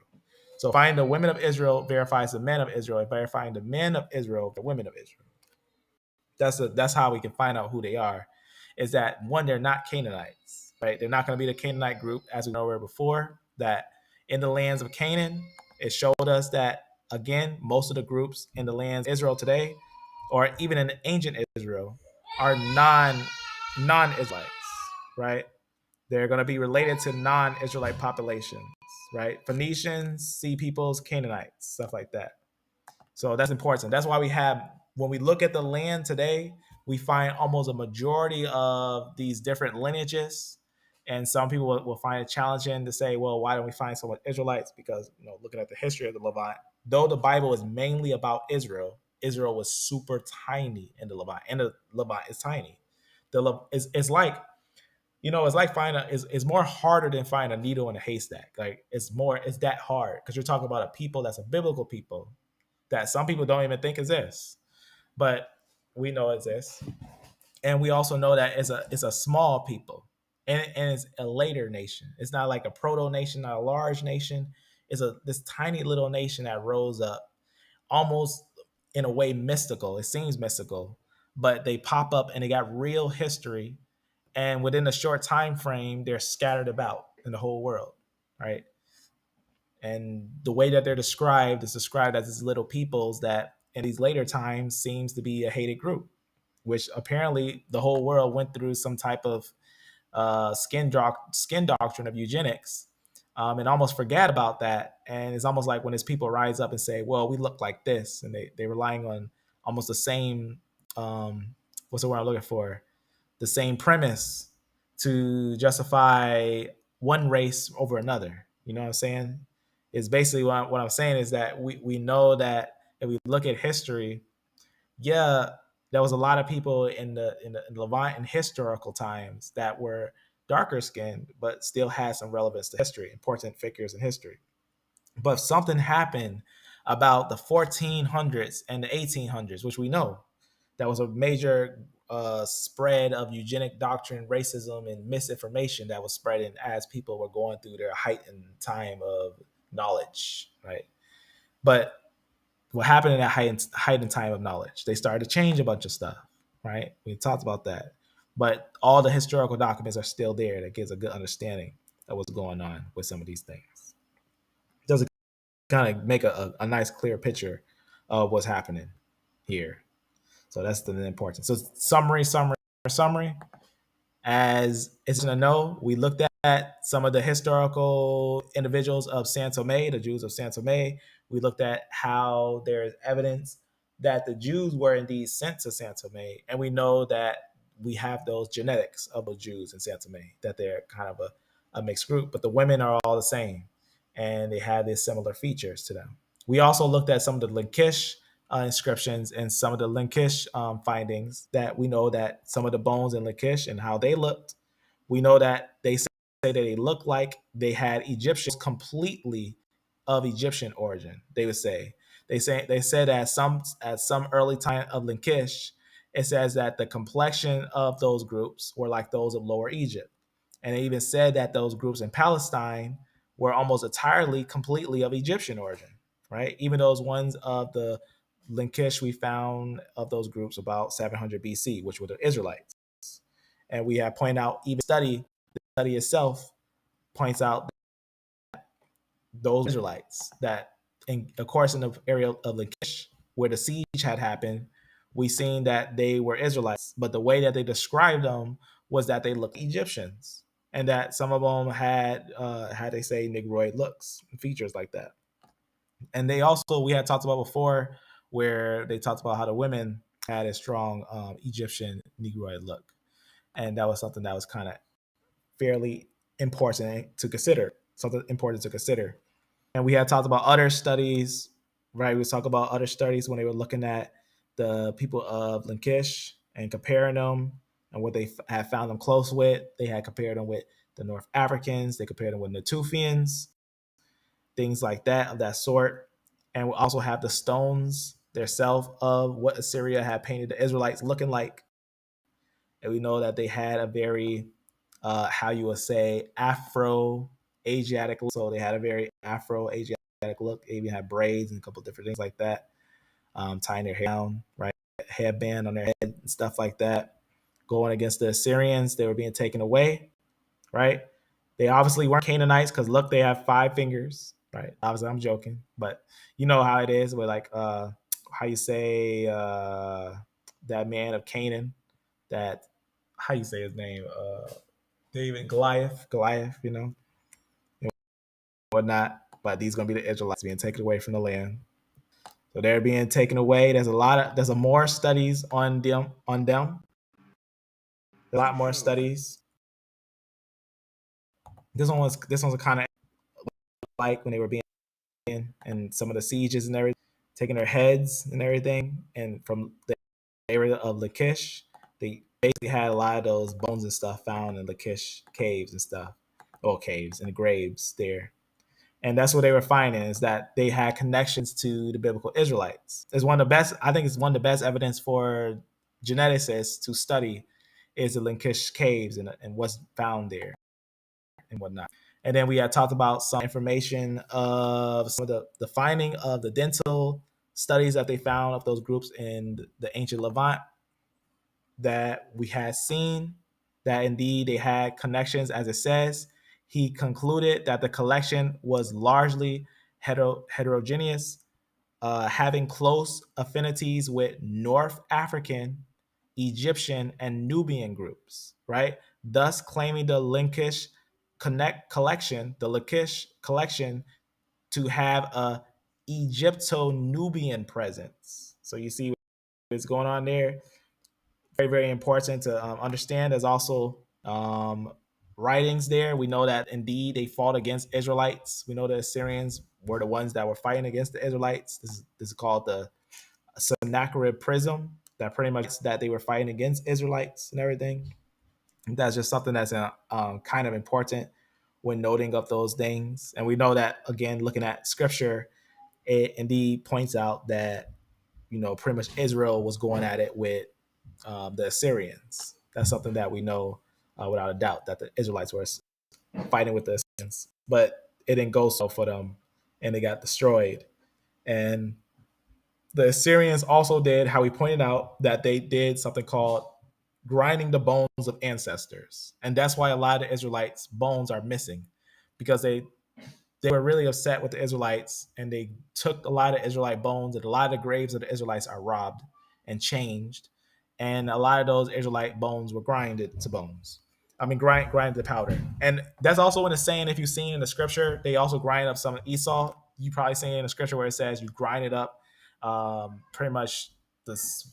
I forget how you word it. Basically, one of the sons of Edom, bones to powder. Let me see if I can find that where it talks about that in scripture. And that's what it's talking about. What they were basically doing in that time is that they were doing stuff like that.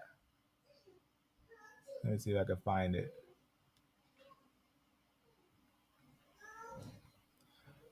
You probably seen it where it's like, how does he say it? For 3 and 4 troubles or something like that.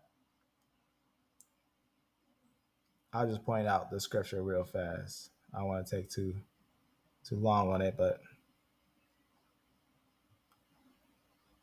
maybe he called him seer. You probably can find it real fast if you um, because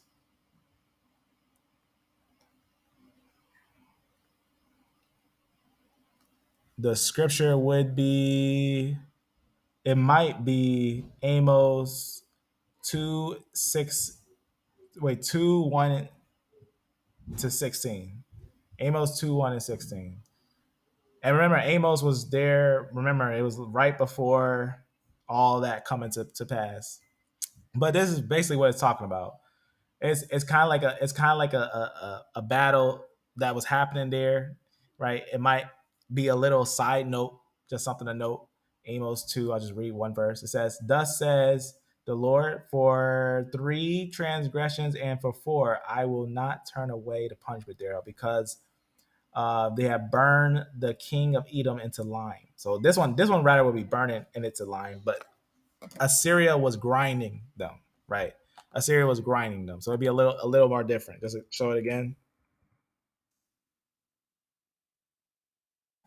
just to make it clear. There's a lot of other talks on it, but the Assyrian forces, the Assyrian forced the captured nobles to grind their bones of their ancestors. Pretty much, that's what they were doing. Long story short, is that's what they were doing. There's a lot of talks of it that talk about how they were doing that, how they were pretty much doing that, and they were building. And at Lachish, that's what they did. They built a pyramid out of heads, pretty much. If you've seen it, I pointed out, show what it looked like, but That's what they were doing. Here's another part where it just says soldiers, just pyramids of heads and stuff like that. But at Linkish, that's what they were doing at Linkish. But I don't think they grinded any bones at Linkish. When I don't think they more stacked the heads together instead of grinding their bones and everything. But here it is. This one doesn't talk about it.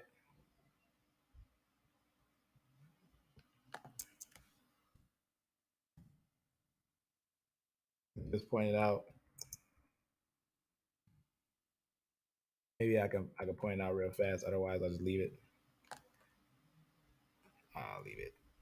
But yeah, they had like it was like 15, 5. I think I spelled this wrong. Lakish. Yeah, Lakish. Lakish.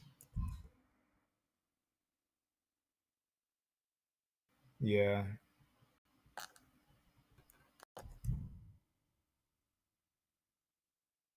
I'll leave it alone because I don't want to get too deep in it. But that's what they talk about. Remains. This might be it. Yes, here as well. Mass grave constructed remains of 15 of their dead.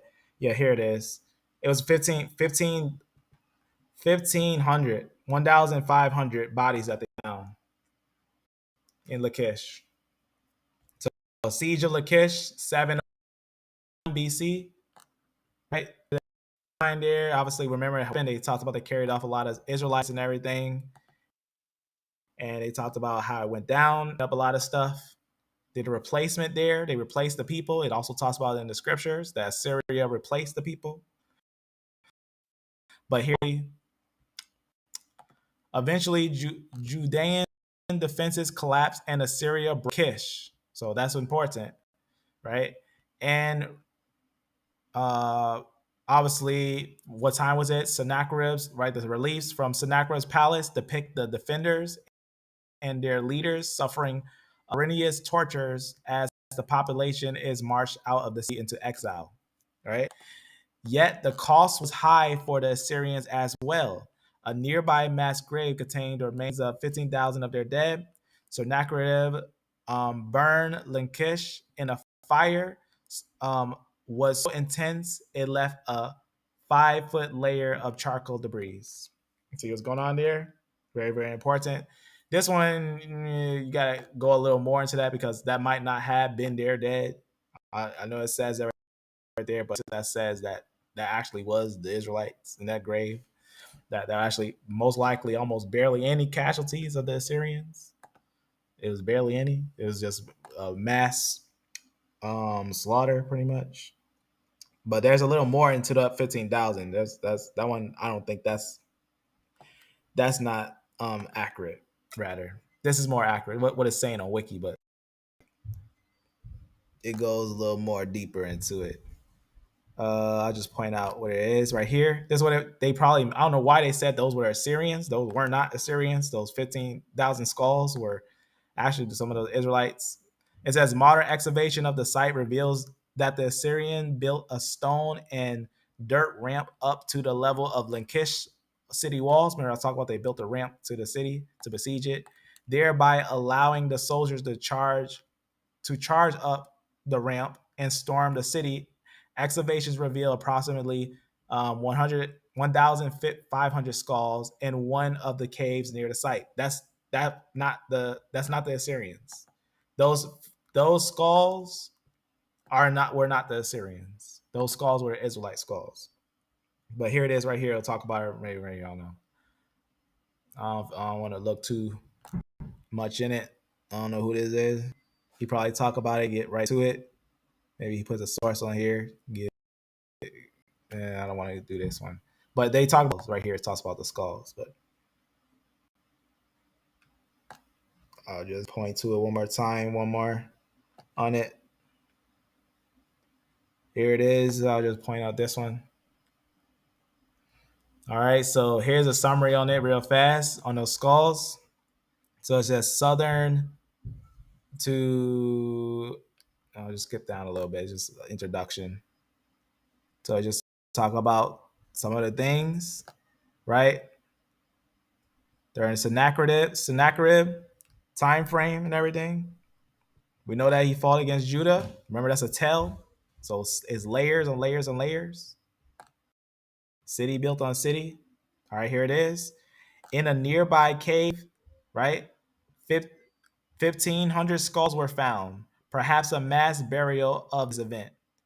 And they go deeper and they find out that those were Israelites. Those skulls, 15,000 skulls of Israelites. According to the reliefs, Sennacherib is camped outside Lachish. Obviously, he attacked Judah, and then that's during the time of Hezekiah and whatnot, a couple different things that happened and whatnot. Because remember, Sennacherib and all the Assyrians besieged a lot of cities of Judah. They besieged a couple different cities of Judah before Nebuchadnezzar got there. So it just talks about a couple different of those things of the sieges. We was pointing out some of these. So it just goes over pretty much what happened. Is that pinpoint serious? Very, very, very, very pinpoint serious. Close that. So that's why we was looking at the snips today at those groups that would have been in these lands, but had got scattered from those lands, but still has close ties to Semites, the Afro-Asiatic groups, to the Semitic groups. But they do still have ties to Arabians and other groups. Not, as we can see, they have some lines in Arabia and other places all around, right? But this will be the one that I think will be the men of Judah. This will be more the men of Judah, more pinpoint of who will be the men of Judah, more say. And some of these snips never been in Africa. There's some snips that haven't been in Africa, like this one. It just goes down. You got a couple different ones from here. This one haven't been there. This one, this one, this one, this one, right? That's kind of interesting. But some of them been in Africa of that snip, right? This one should have some in Africa. So look at this. Look at this one. So you can see obviously having connections to here, and then some connections to over here, but not that much connections to over here. So remember, some Jews ruled in Arabia, right? If you haven't seen it, I'll just type it down.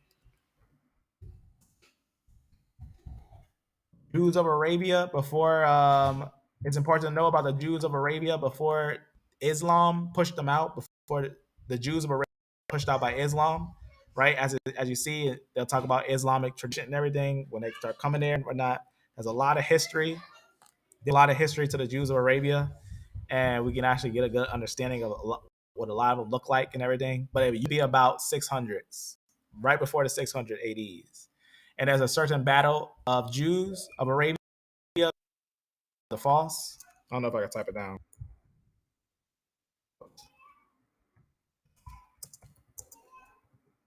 Battle of the false. That doesn't look right. I don't think that one's it. But this is just some of them, so you can see. Here's one of some Jewish tribes of Arabia.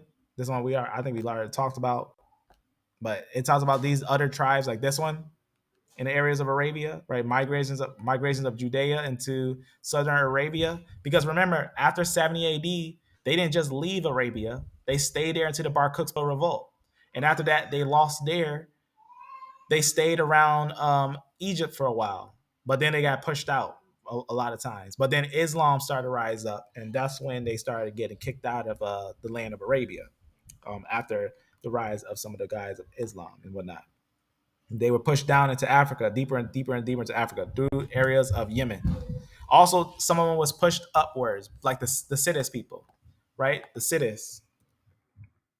They were against the people of Islam too, but these ones went upwards instead of going down into Africa. The Sidis, as you can see right here, it'll talk about those ones in the lands of Pakistan, India, some areas around there. But you can see right here, the first Sidis are thought to arrive in India after obviously after the Battle of the Foss with the Jews of Arabia and everything. After obviously the Arab Islamic conquest of the continent.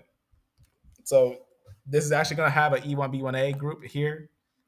Just to also point that out, you can see obviously mtDNA, what they got, those mtDNA of those L groups. So they got those L groups, right? And also they also have your E1B1A group there. So that's the Sidis, the ones that were pushed by the how you say, the Islam, pretty much. Afro-Iranians, Afro-Iraqians, Marsh Arabs. There's other groups that will be found in some of those groups, not just the Siddists, but the Siddists will be a major group that, if looking at the E1B1A group in them, was the one that was the Jews being pushed out.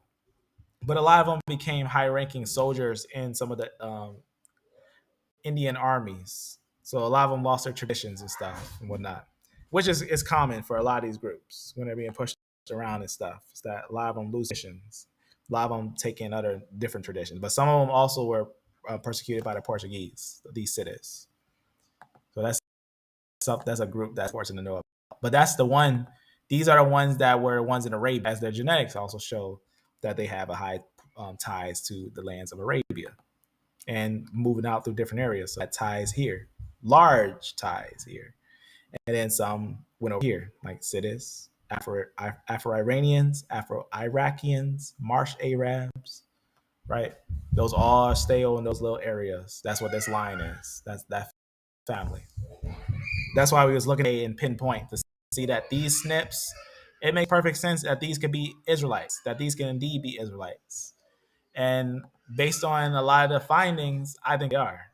I think these are absolutely Israelites. I think the women are those Israelites. Why they blend in with the Egyptians into certain areas and whatnot. So I also had this one more piece I wanted to show, but I can't. Let me see if I can find it. It's like this little interesting little note that I just threw on one of these things real fast, but it was on Ramses. But I might find it later and talk about it because it's just interesting that apparently the early Israelites after the Exodus, 40 years later, they get into the lands of the Levant and they get this very clingy tie on Ramses. Apparently a very tie on Ramses, and it's kind of interesting because it makes me wonder, about how they always wanted to go back to Egypt. In fact, I think it's this Egypt. They just kept on wanting to go back to Egypt and stuff, and just had this cling to solutions that was kind of rough, but it kind of makes sense when looking at some things. Let me see if I can find this one. Judge. No, it can't be this. Oh, I want to know 100% where it is. It's like this little interesting little piece I just put somewhere, but I'll find it. But there's other pieces, but I think based on genetics, looking at the snips and the movement, all of it makes perfect sense, especially the timing of it. For the timing of these movements, it's the largest in the Levant, but it is in the Levant, and that's the importance too. And we are E1B1 would be the one that would be the one that would bring forth the lines of Israel. That would be the one that would bring forth the lines of Israel. But let me see. All right, later we'll talk about it. It's really interesting though. It makes the Ramses had so much statues, so much certain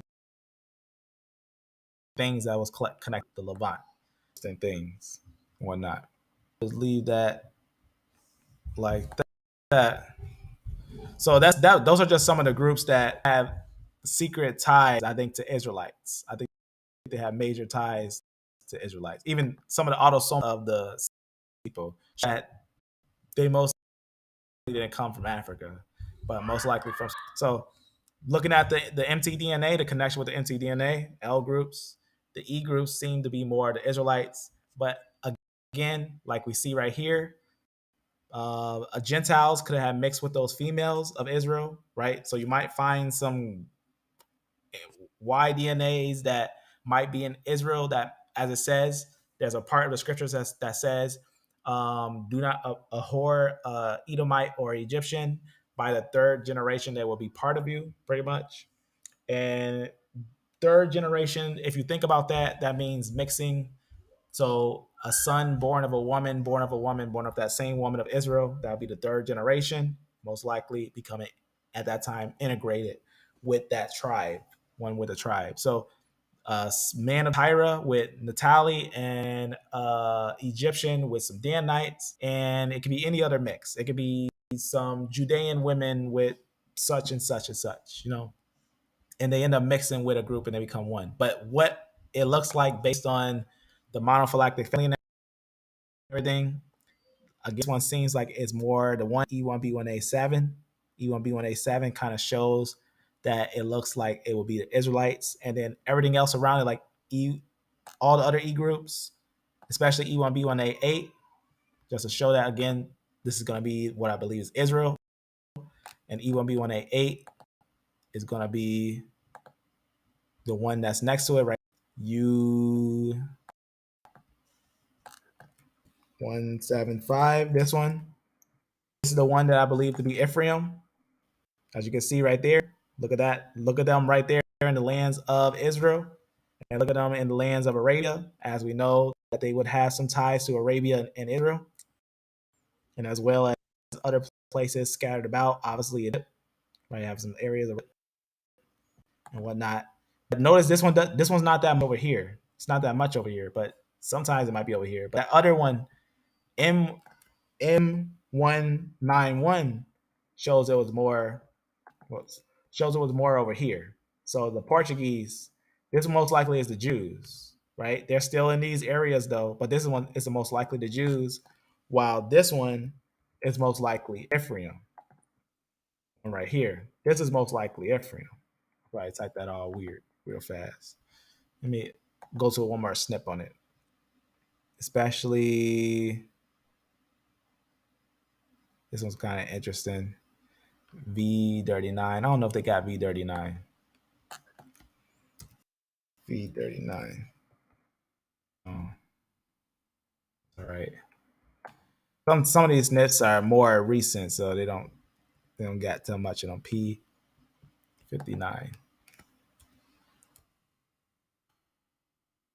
And there's that right there. So Ephraim, obviously, that's why I believe that right here, as it shows like Iron and Bronze Age, most likely they were trying to, settle in these areas, coming back and stuff after a lot of shooting out. But obviously, again, these are snips, giving a good understanding of where these groups actually are, right? Giving us actual placements of where these groups actually are, right? So again, that whole family is different than M329, which again, I believe that's Esau, right? If I type it down, M329. This is the one I believe is Esau. This one right here, right? And look again, looking at the whole picture, it would tell us what it is because this one's mostly in Arabia. That's where this one's mostly at, in areas of Arabia. But M2, the whole picture of M2, I believe this one would produce the Israelites. This line right here, M2, M2 right here. As you can see, this line would be the one that produces the Israelites. This one will produce the Israelites that they got scattered into different areas, Portugal and Spain, to the areas of Europe, areas of we can see Greece, and obviously they would have came from Egypt, but they would have settled in areas of what would be the tip of the African plate of Israel, and obviously in Arabia. As we know, Jews later after the dispersion go into Arabia, and that's where most of them are in Arabia. And we do find some in Africa, as we had talked about that they should be in Africa because the Portuguese put a lot of Jews in Africa. The Portuguese sent a lot of Jews into the areas of Africa. Yet we still find them in some of their root areas. So this will be the Israelites, this M2 branch, especially M191 or of the like, of those of the like of them. But going a little bit snips that can get a little more highlights and stuff. I think going a little bit into some of these snips. So I think that these definitely show, I think, the closest ties to what I would call the ancient Israelites when sorted out. And remember how we found out that again, in West Africa, real sources tell us that the E1B1A is actually recent to that area. That's what it tells us. It lets us know, though it's large in that area, it's recent. 278. 278. Oops. So you can see, obviously, this line, like this one, obviously Ephraim. You got some right up there and some over here. But remember, this is not all the SNPs. So I already showed you that we got cities over here, Afro-Iranians, Afro-Iraqians. So these lines should be showing some evidence of them over here as well from those cities and other groups of the P2 that be set from here, from Pakistan to India in these little areas. So that's why I think it's important to see the full picture. Because sometimes looking at these genetics, you can only see a little bit at a time, and it might set your mind to a certain mind state. So you got to look careful at them to get a full picture of where these had to have connections from. So larger here, they must have been going into Africa, right? And we know that because of also different papers. All right. So I guess I will leave it on that for now. So I believe that is a sense of a state of a case. Why I believe that this line is the Israelites. That I believe that this will be the sons, the bloodline sons of Abram. I think that these will be the ones that would be of Sarah, Rebecca, and Rachel. Right. I think that these will be and Leah. I think that these will be the ones of the Israelites. And I think that these ones and even these ones got grafted in by mixing in with some of the females of Israel, the women of Israel. So it could be some of these could be even Tyra, some of these could be Egyptian. And we can actually note that these lines would have mixed with some of these, but some of these might have been later mixed. Like some of these might have been later mixed that they mixed, and that's why you got some of the Indo-European HV groups that will be here, right here. So a little bit. So some of them might be mixed in of Israel, but also some of them might have been early mix of Israel when they left Egypt, right? So women and men left Egypt together, and not all of them might not have been exactly Israel, but we should expect the majority of them to be Israel that left out. That would be the majority of that group as they started to spout. But this is what I believe it would be, that E1B1A would pinpoint to Israel. I think this one we pinpoint Judah, Israel. And I think that this group got grafted in with that group. And I think this group as well. But I think it's by these women, And during the time of Ezra, whoever wasn't part of those women, they were separated from those groups. So it could have been an E1B1A group that mixed with a U5, right? E1B1A group that mixed with some type of mtDNA that during the time of Ezra they said separate, and that could have happened. That could have easily happened, but they still would have been an Israelite, but they were born of a different type of woman.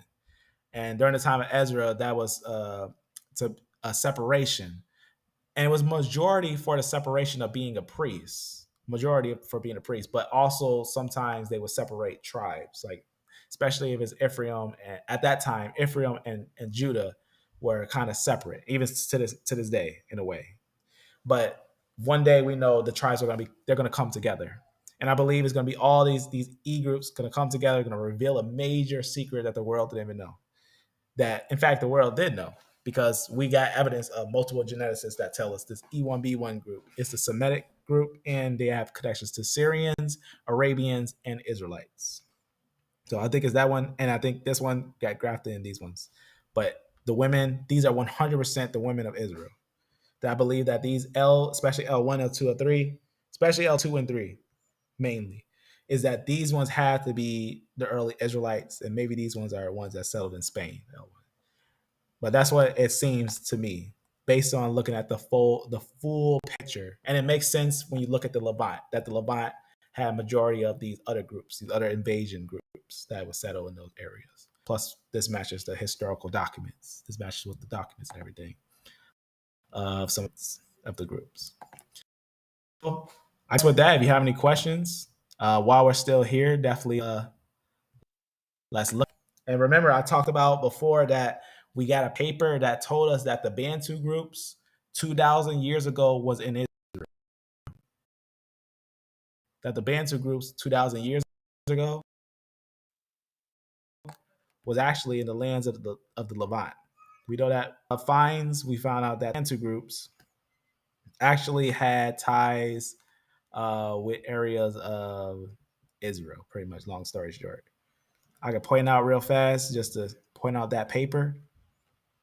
All right, we had to point out some other things on some other papers when we was pointing out um, some of the lineages of those groups, like this area right here, that had some of those E1A groups and some of. But let me see if I'll point this out real fast. Here it is, right here. It says another contrast between Levant and Arabia is the access of African ancestry in Arabian populations. What is they saying? This is like just talk about the access of E haplogroup. We found the closest source of said African ancestry in most populations in our database is Bantu speakers from Kenya. So what is it saying? It's saying that in Arabia, the same groups that are found in Bantus are found in Arabia. It says in addition to basic just talk about some things, just talk about some with from Ethiopia. But here's where it is. We estimate that an admixture in the Middle East occurred within the last 2,000 years. That lets you know that Bantu had connections 2,000 years ago, just we seen in 70 AD, right? Evidence that after 70 AD, the Bantus actually used to belong to Jerusalem, to the Middle East, with most populations showing signals of admixture between 5,000 to 1,000 years ago. Why 5,000 to 1,000 years ago? Because the Arabian assaults, the Middle Eastern assaults of the attacks of the groups of Islam. So that's why about if you go 15 years back, 15,000 years back, that's about close to the time Arabia starts to rise up. Well, Arabia, Islam starts to rise up and doing the jihadists that was going on. It was killing all the Jews. So we know that Bantus again had connections to the Levant a long time ago. And also we have, I'll point out one more piece of paper, right? Point out one more piece of paper that I think is kind of important. Also, besides the fact of monophylactic families, that I always make sure people understand that no, T are not Jews, because that would make this whole branch, that including K R Q R R P O N R T R Semitic. That would make that this whole branch Semitic if we're trying to say T are Jews, but they're not, because this whole line actually points to lines of Japheth's sons, right? But this line is the Semitic line, the Yap. The only group that they call Yap is the D&E group. The Yap group is the D&E group. That's the one that makes the Semitic groups, right? That's going to be very important. But let me point out something also with that E1B1A group, because someone will be saying, well, the Bantu must have been in Africa like 3,000 years ago or something like that. So I can hear it. I can hear it in my ears. I can hear it in it. So let me point out something real fast on this. Let me show you something real fast for anyone thinking that in Africa that long. Let me read a quick statement from the year 2020 from a recent find of studying lots of things in Africa. Here's what they found out. Right here. Watch what that's here. None of the sampled individuals from Shumlaka are closely related to present day Bantu speakers. What's he saying there? Instead, they were part of a separate population that lived in the region from at least 5 millennia and was later almost completely replaced by a very different population whose descendants comprised of basically most people living in Cameroon today. So basically all the people in Cameroon today replaced the previous population that was there, right? We had talked about this before when we talked about the evidence that E1B1A actually replaced the lineage there, right? So nature study DNA from West Africa illuminates the deep human past. So you see what's going on there, 2020, right? St. Louis University. And they found out that the oldest people in Africa were not Bantu groups. That they found out Bantu groups were not the oldest groups in Africa. So at least from 8,000 to 3,000 years ago, there was another group in that area into the Iron Age. To the Iron Age, Bantus come down there. The group that's in the western areas of Africa were not Bantus. They were a whole different group that had a ghost population, a PCA of ghost population mixture to them. That is very, as it says surprisingly, the ancient DNA sequence from the four children, one pair believed about 8,000 years ago, the other about 3,000 years ago, reveals ancestry very different from from that of most Bantu speakers today, right? Instead, they are closer to the Central African hunter gatherers. So the oldest groups in West Africa are not E1B1A groups. In fact, we can prove that the T group is more African than E1B1A. We can prove it. We can absolutely prove it by fossils. So that's important. That's important to know that E1B1A is not in Africa that long. That Bantus actually do a full replacement, a full tire replacement on in the lands of Africa. So they're sent down there. Bantu means people, right? It's a compound word, right? It means people. That's all that it means. But that was a study that we was doing. We was doing that last time because even the oldest group down there, the Mota line, that's actually a E1B1C. We know that geneticists have already told us that Mota is not really African. Remember we was talking about that when we was pointing out last time when I was asking that question. That Mota, we know that Mota in Neolithic time is in Europe and Levant, pretty much. Long story short, and he said, "What did he say about Malta and whatnot?" When I was talking about that Malta and everything, and I was talking about how we found in Neolithic Levant, and he said, "Right, it's not truly African." So no E1B1A group, especially since we already went to the oldest one, the Malta one, which is not even E1B1A M2, but it's E1B1A2, which is E1B1C, that Mota is not truly African. That's very important. That this line, when looked at very closer, and you look at the PCA studies, which is the principal component studies, the line actually relate to ancient Levant. That the line Natufians, the Mota, the obviously E1B1B, all they have connections to ancient Levantin. That's what they're gonna have connection to. Is that this group is actually gonna be highly connected to ancient Levantin as they group to. So that's going to be very important to understand that long time ago, this line will be ancient Levantin. But it did end up in Africa, but it is also found outside of Africa. So that's important. Just to summarize that in a summary. Will be the snips that I believe to be the Semitic lines and the biblical lines, the ancient biblical lines based upon the evidence that we find of them. Someone may think different, but I think that we can always look at sources and monophylactic families and come to an understanding of who is who with these things. So I think that's all I got for now. Love. Any questions or statements or anything to add? That one, that's a great question. Let's touch that real fast. Do you A1B was the first haplogroup? Not A1B, but this one is one that we had touched on a on some videos. A haplogroups are first haplogroups, nor do they make every haplogroup. But there is a split at what is called BT and C. In fact, I believe that BT and CT most likely would have been early lines after Noah. Is highly evident and possible that Noah and his brethren could have had BT and CT. And later on, after Noah had his sons, they divided from BT and C, which is going to be your A and B groups, your CF groups, and your DE groups, which will be A and B, Helm, CF, Japheth, and DE, Shem. That's gonna be basically those groups. But I'll show real quick on that split right here. All right, so just to quickly show a little bit on that A1, because remember there's A1B and there's A1A. I don't know if this will open up because I was having some problems earlier on with these notes, but this one I don't know.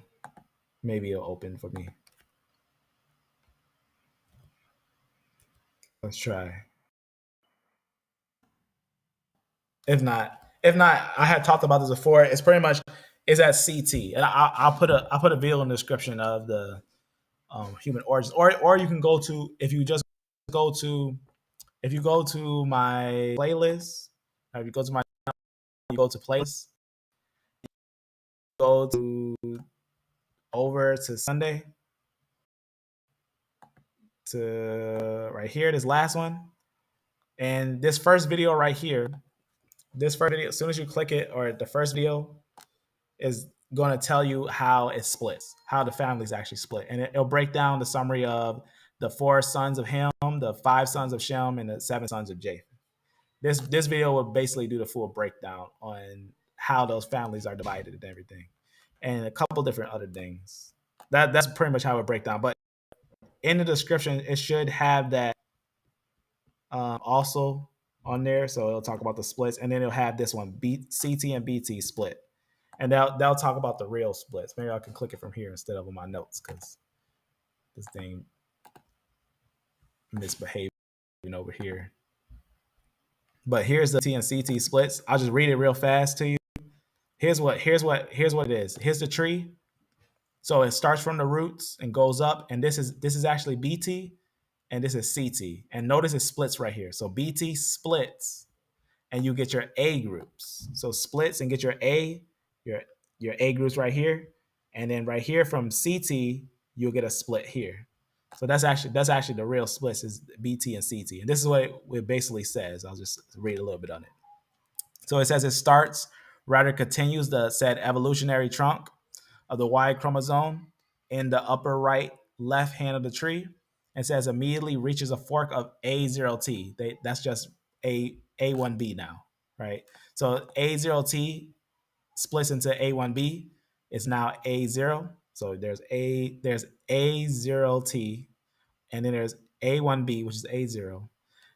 But notice what it says right here. In other words, we see a departure of the said first African branch. So the first African branch is A1B from the main tree. But notice something here.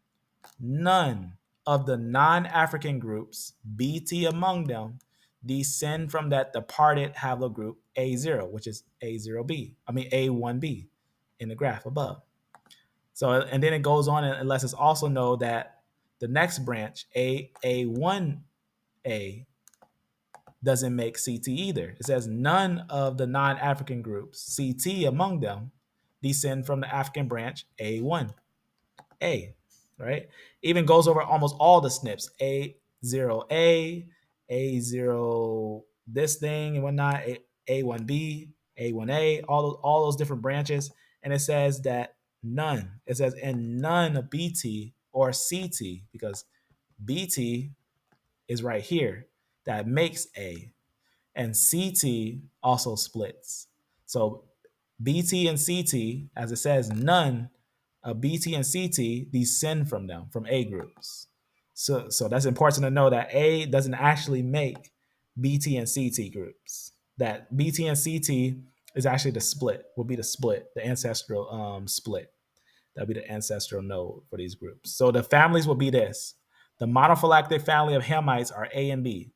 And the monophylactic of D, E, Yap is the Shemites. And the monophylactic family of CF is Japheth. So that's like that's like F-M89, GHIJK, HIJK, IJK. That means under IJK is K, which makes your T.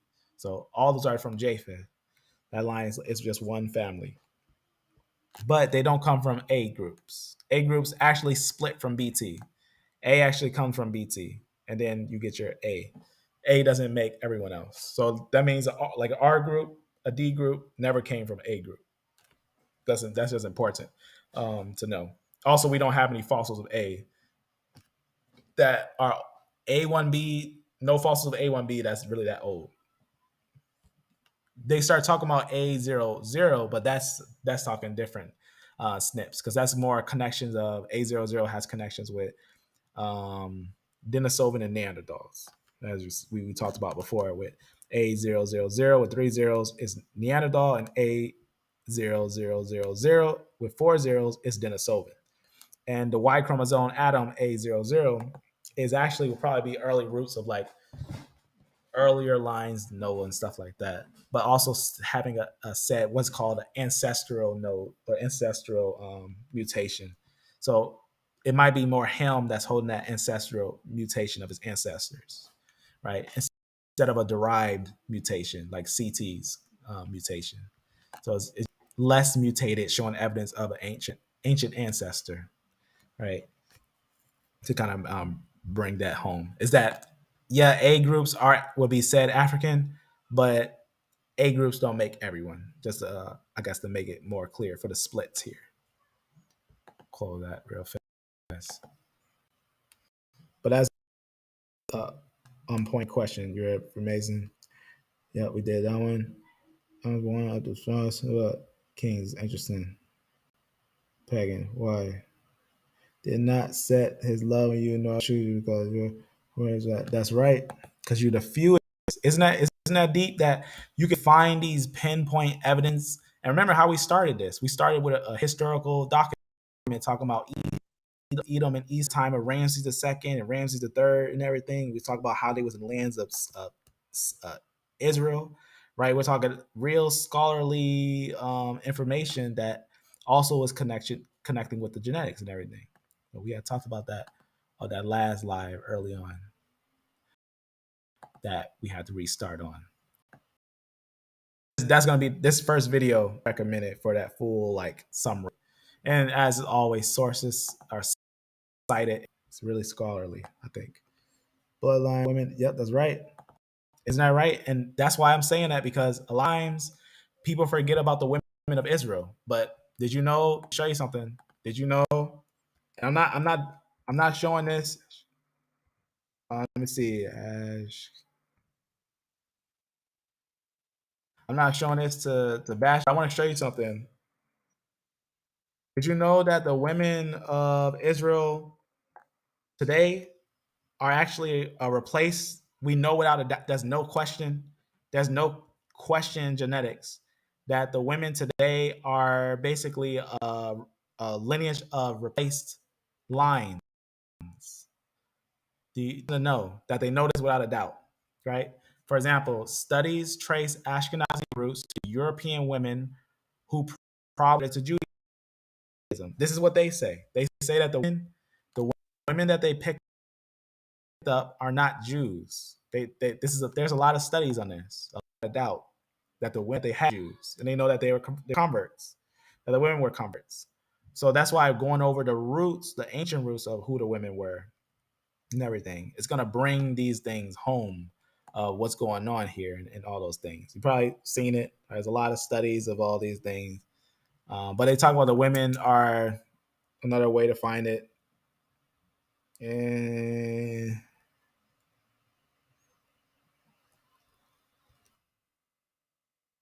let's see. Nah, I'll leave it like that. Yeah, you probably seen it. You know, there's a lot of studies on it. I'll just leave it like that. I don't go too much and go more into it. But that's something that they talk about. You know, there's a lot of studies on it. Right? I just put mtDNA when not. But here's a piece. But this is something. But here's this is a true thing right here. But this is what it's saying. It says Ashkenazi Jewish ancestry confirmed European by mtDNA test. That's just important to know because this is something that we was talk about too. Is that the biblical women of Israel still exist, but it's not the ones that mix with the Ashkenazim. That they kind of more have a mixture, a recent mixture, because again, their whole history tells us why, and that's something that's important to know. But there's a lot of studies on it. It's on bias. A lot of studies. There's been massive studies, a lot of studies on it, a lot of different studies on it that talks about it. A substantial prehistoric European ancestry among the Ashkenaz maternal lineage. And they'll say the reason why is because they recently converted. Like they say, they'll talk about the women converted, and they'll say that they weren't part of the dispersal and everything. Um, so it's something that basically I think is important to consider, that this is an actual real, what's the word I'm looking for? It's an actual real thing. In fact, they might be Phoenicians, because I was talking about before how they have a large portion of that U5. Remember we talked about that with the Phoenicians, that the Phoenicians have a U5. That's probably why, because actually they were in the Levant, but they were Indo-European. But these groups also were in the Levant, but they are also Indo-European. So they might be Phoenicians. Long story short, and not in the sense of ancient Israelites, but more of ancient Indo-European, pretty much. And that's what pretty much they found out, is that they mostly have these U lineages and a couple different things like that. A lot of different studies of that. But that's what they came down to, is that they were a mix. They're a mixed group. They're not the original ancient peoples. There's later conversion. They're a later conversion, right? Probably there's a lot that goes over these things and whatnot. But that's another reason why I know that they can't be the people, because their lines go back to abnormities. A lot of abnormities in their lines, that they point to more groups that show a sign of not Israelites, but maybe ancient groups that entered the Levant from the south. That's more what it seems like, instead of a group that developed in the African plate of Egypt and came out and then got scattered mostly into areas of Egypt and other places around. And that's what this line more points out to, and morphologically wise. Let's see. Canaanites. So who are the actual Canaanites today? So today, believe it or not, but the actual Canaanites are actually the same people that the people think are the Israelites today. That the people who are in the land of the Levant today, who are the ones who they call the Jews, are actually the ancient Canaanites that the Jews were fighting against. And I'm telling you this in a truth, that the ancient Canaanites in ancient days, when Israel was fighting against them, is the same group that's in the lands of the Ashkenaz of Israel today. And I'm telling you this because there's a couple of different studies and geneticists that talk about this, right? And we even got studies that would tell you word for word that they actually have a 60% contribution to the Philistines. And what I'm saying is truth. Like, this is just solid genetic facts, pretty much. I what I mean, because that's a question. Who are they? Because the Canaanites, they didn't go extinct. They survived. The Canaanites survived. We know that they fought against the Romans. They became the Carthaginians. But then the Carthaginians, they spread throughout so many different areas, and they basically survived. Right? Rome just took down Carthage. Didn't extinguish every Canaanite. Right? But let me show you an example. Because now, if you're talking about ancient, original Hamitic sons of Cain, that's most likely A groups. A group would have been the original son of Cain, most likely. But the Canaanites during the Israelite time frame, when the Israelites came out, they were a changed people. They was no longer sons of Ham. They were called Canaanites, like the Philistines, the Phoenicians, right? The purple people, the Philistines, the sea people. They were nations that invaded. Most basically, you would say Indo-European. But let me point out something here.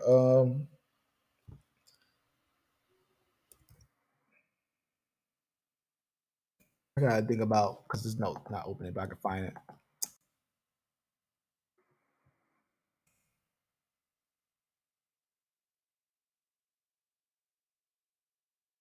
Let me see if I can find it out. Oh, let's see. That was just on quota. Quota's not a source. Let's see. I see if I can find this one.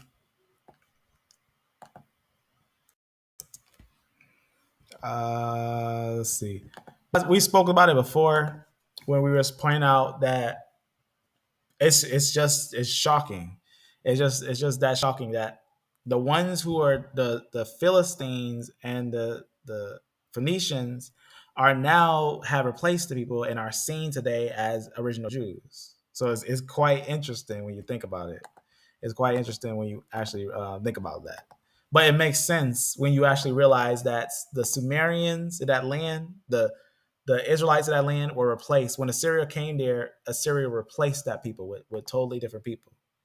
So did Babylon until they had reestablished that place.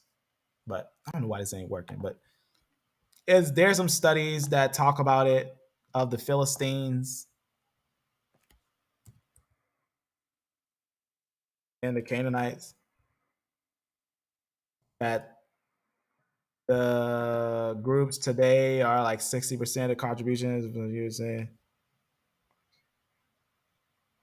But this one's talking a little bit about it, but that's it goes a little more deeper than that. I don't know. Here it is, kind of. This. There's a little more better than what this person's putting out, but this person said the summary of it. This pretty much what the study would say. Modern Levantins trace 60% of their ancestry to basically Canaanites. And basically, he's talking about when he's saying IA. Also, let me see if I can point it out.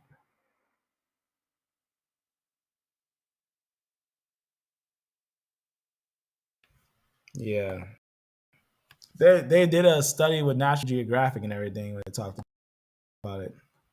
Here's where it's gonna talk. Yeah. All right. So here it is. Oh, I guess it was higher in some places. Here it talks about right here. It says the Canaanites. It said in the coastal town of Sidon. So Sidon was the Canaanite, quote on the Canaanites. Sidon was the Canaanites because we know in the book of Judges they never pushed out the ones of Tyre and Sidon. Those were the Canaanites. The results showed that modern Lebanese can trace more than 90% of their genetic ancestry to the Canaanites. So the people in the land today are the Canaanites. I know that sounds odd, but that's who are the Canaanites of the biblical time frame. When Israel came out of the land of Egypt, the exact Canaanites, the Sea People Canaanites, were the ones that's in the Levant today. That's who the Sea People are genetically. Like I'm saying genetically, like in truth. But remember, the Canaanites, they came from the Caucasus. That's important to know that they came from the Caucasus and the Zagros Mountains, if you haven't seen.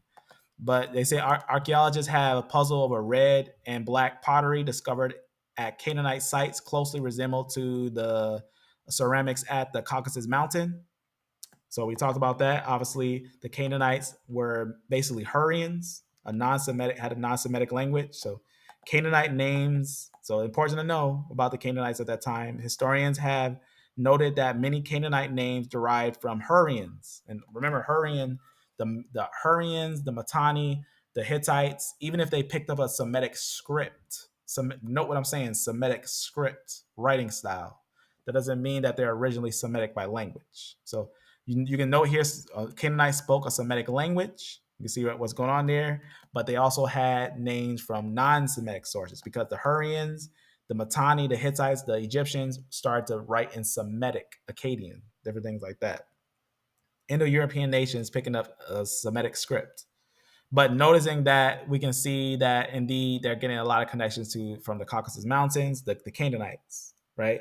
The genes of Canaanite individuals proved to be mixed of local Neolithic people and the Caucasus migrants. So, who are the Canaanites genetically mixed with? They were obviously people who they say local Neolithic. Only E group was Neolithic and previously in the Levant. Not the J group, but the UCE group, some T group, C group as well. But they'll say they have a mix of some of those groups, but also of the Caucasus migrant. So like some of the J group, other groups like that, who began showing up in the region around the Bronze Age. So we know that there are some groups that didn't exist in the lands of the areas of Levant until the Bronze Age, like some J groups. So very important. We know that that's who the Canaanites are. They're actually groups of the Caucasus Mountain. Isn't that kind of deep when you think about it in genetics? That actually the Canaanites at that time was Neo-Canaanites, that they were new Canaanites, sea people that came in from the Caucasus Mountain and the Zagros. That's actually important to know that the Canaanites at that time might have looked a little different than what someone might just think just hearing the word Canaan, right? They weren't Canaanites as from sons of Canaan, but they were of the tribe of Canaan, of being groups in Canaan, but not bloodline Canaanites. Sometimes like that, like the Hittites. The Hittites weren't sons of Heth, but they were Hittites as in the sense of a tribe, Hittites. All right. But very important. That's just going to give us some understanding of some of the groups in the lands of um, Israel today. That they found out that pretty much they're Indo-European peoples, the Canaanites, and they were a very powerful people. Work with iron. They were extremely powerful Indo-European group in the Levant. All right, very interesting. As it says, they look at their ancient DNA, and what did they find? They found that most Arab, the new Arab, and the new Jewish groups in the region owe more than half their DNA, right? Caucasus Mountain, Zagros Mountain, to Canaanites and other people who inhabited the ancient Near East. Now, remember what I showed you with that paper, that the bones of the Canaanites are Canaanites, not Israelites. That doesn't mean that there were Israelites in this land. They started calling them Canaanites. No, there's a difference between an Israelite and a Canaanite. That's important. That these will be those Canaanites from the Zagros and the Caucasus Mountains. So modern people, modern Jews today are mixed. That's what they actually are. The modern Ashkenazim are mixed. We know that because of mtDNA, and also from evidence like this, that actually they were part of the Sea People's invasion. So they were a group of those groups that got there and settled in areas of Canaan and Ashkelon and certain sea areas of the Sea Peoples. And it says their DNA to Canaanites and other people who inhabited the ancient Near East. So very important.